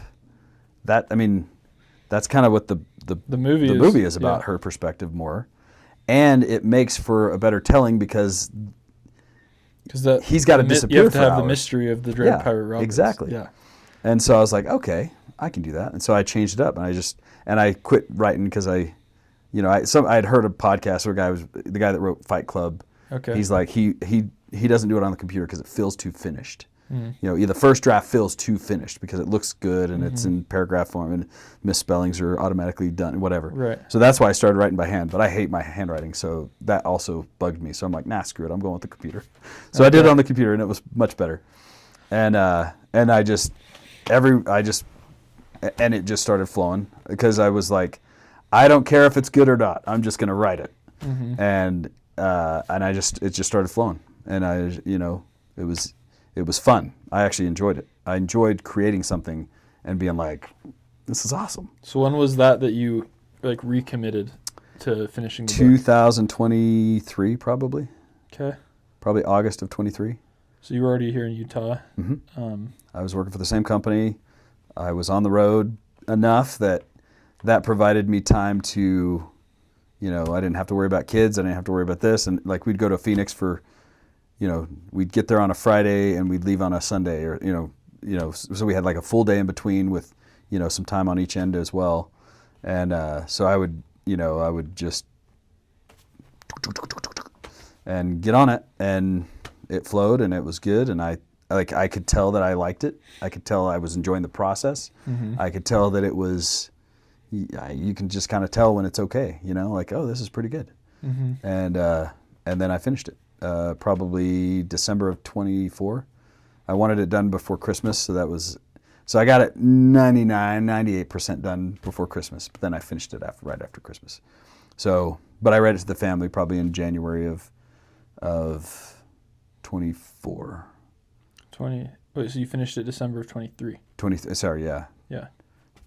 Yeah. So it was August to December, yeah. Mm-hmm. I was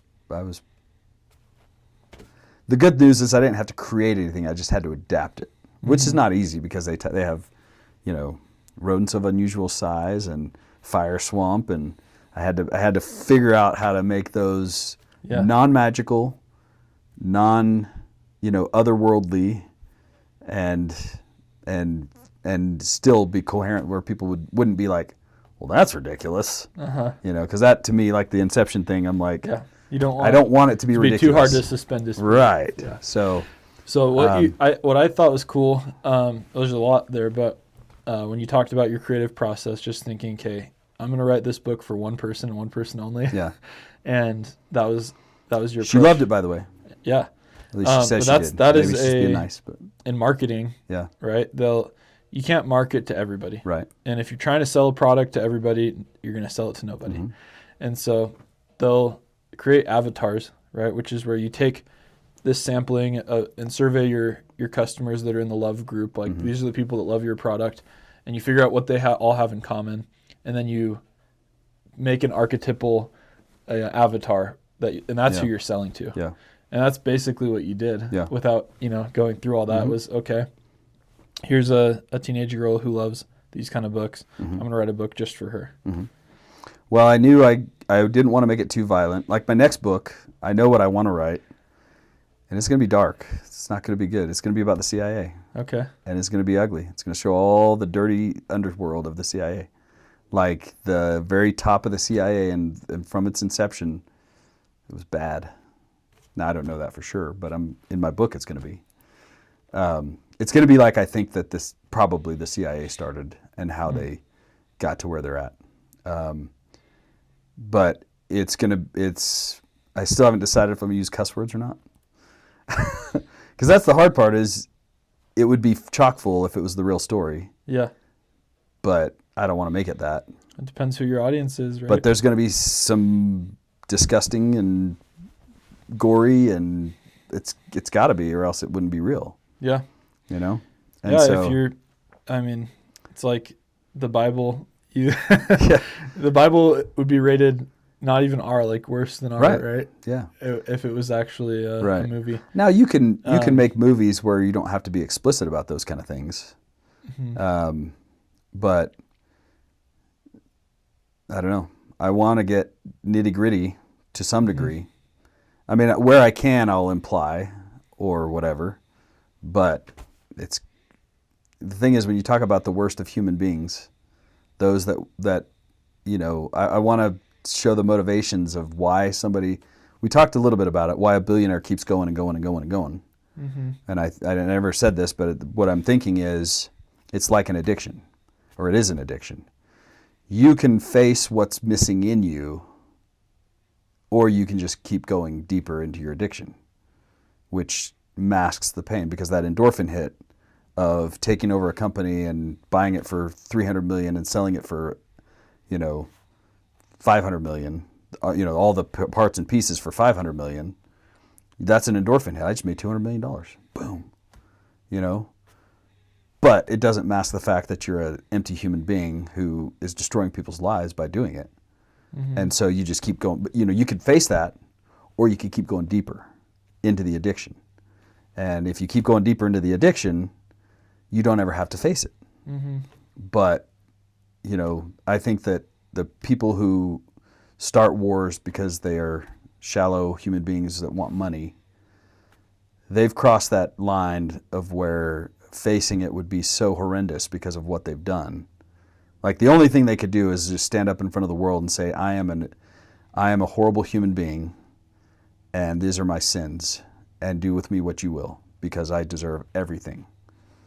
And if they did that, they would never get to the microphone, because the other human beings that have made deals with them would never let them get to the microphone. They would die in their cell of, strangulation off of a 3-foot high bed, Mm-hmm. Yeah, well, Jung talks about the shadow, right? Yeah. Everyone has a part of our psyche is Yeah. the shadow, which is everything about ourselves we don't want to admit. Right. It's the opposite of the persona. Right. The persona is the mask that we wear. Right. That is, hey, these are all the things I like about myself. This is Right. how I want the world to see me. This is how I want to be remembered and eulogized. Yeah. And that's your persona. Yeah. And your shadow is the exact opposite. It's, hey, these are all the things I'm not proud of. I'm ashamed of. I don't want people to know. I'm afraid of coming out. And when you suppress those things, they don't just disappear. Jung would say, They metastasize. well, they become the puppet master, Right. is how he explained Yeah. it. So you suppress it, and those things start to control your actions without Yeah. you even being aware. Well, And everything you do is now influenced by, I have to hide this, and I have to suppress that. And I think as a collective, culture, but also just globally, maybe as a nation right now, our national shadow is just getting bigger and bigger, and we're suppressing it Mhm. and suppressing it, and it's controlling what's going on behind Yeah. the scenes. And until the only way to overcome that is that what's in the shadows has to come to light. Yeah. It has to. yeah, that's the only way for a national repentance, if you will. It's the only way The for only way. If it works on the individual level, Right. It'll work on the Absolutely. the I collective absolutely level. believe that Yeah. over and over again. But I think that my characters that I'm in the book that I'm going to write next, if I ever get to it, it's going to show how does somebody become the most depraved, evil human being to where they want to destroy the world. Because I truly believe that there are people in the world who hate themselves so much that all they can see is humans that they hate because they hate themselves so much. And so that's why they will molest kids. Because what better FU to God and to humanity than to destroy the next generation? Mm-hmm. To Take pure innocence and Exactly. potential and corrupt it intentionally. Exactly. Yeah. To the point where, and so again, you face your demons or you dive deeper into the abyss. And I think that, child sacrifice, child, exploitation, and I think that, I feel like that's going on. Mm-hmm. I mean, I can point to several instances where that's obvious that's what's going on. The Jeffrey Epstein's just one of them. And these were children, but they look like adults. But I think that there's even worse, where the Franklin scandal, the Florida scandal, the Mark Dutroux affair, all these different things where it's children. It's not, children who look like adults. It's kids. Mm-hmm. And these are disposable kids. What better way to, show that you have that you hate humanity so badly? It's the Cain, Mm-hmm. you look at God and you say, you are wrong for creating this world, and I'm going to destroy it. And so that's what I want to portray. It's how does somebody you got to go to some dark places to portray dark You're going to things. have to. Yeah. Now, I'm not going to be graphic. I'm not going to, focus on the act itself, but you'll know what happened. You'll know why he did it. My character is going to be a young, upcoming brilliant guy who's going to be recruited by the CIA and then get to the top of the CIA. How do you do that? Well, you don't do that without becoming, what you were started to fight against, which was evil. And you said earlier, when you have an anti-hero, which is kind of what that is, you inevitably start to root for him. Yeah. How is that going to be the dynamic in the book, or somewhat? I mean, well, part of the dynamic, and again, I may or may not include this part, but I want to show that the mob and the CIA grow up together, and eventually the CIA destroys the mob because they don't like competition. But they didn't get to where they were without the mob, because if you know anything about the CIA, from its inception, it was very closely linked to the mob. I mean, the CIA started in World War II, and we used the mob to great effect in World War II to get into Italy, to get into the ports in New York, in the East Coast, because the mob controlled it all. And so there are many people in the mob who they operated with impunity, because if they ever got picked up, the CIA would say, nope, let that one go. And so they had a hand-in-glove relationship for years. And then I think the RICO Act, which came out in the late 70s, early 80s, that was the CIA going, I think it's time. I think it's time that, we get rid of you. Get rid of the competition. And we'll just take up. Now. We have enough now. We can operate. There's enough behind the scenes. There's enough evil inside these organizations that we can hide each other. We don't need you anymore. There's enough, and it's a symptom of the rot of humankind, because you can't have that without enough humans who will not stand up and do the right thing, who will keep their job rather than stand up and get pounded down, who will succumb to cowardice rather than stand up and do the right thing. And so once we have enough of that, we don't need the mob. We don't need you. And so we RICO you. Because RICO, if you look at it, it's actually not that constitutional.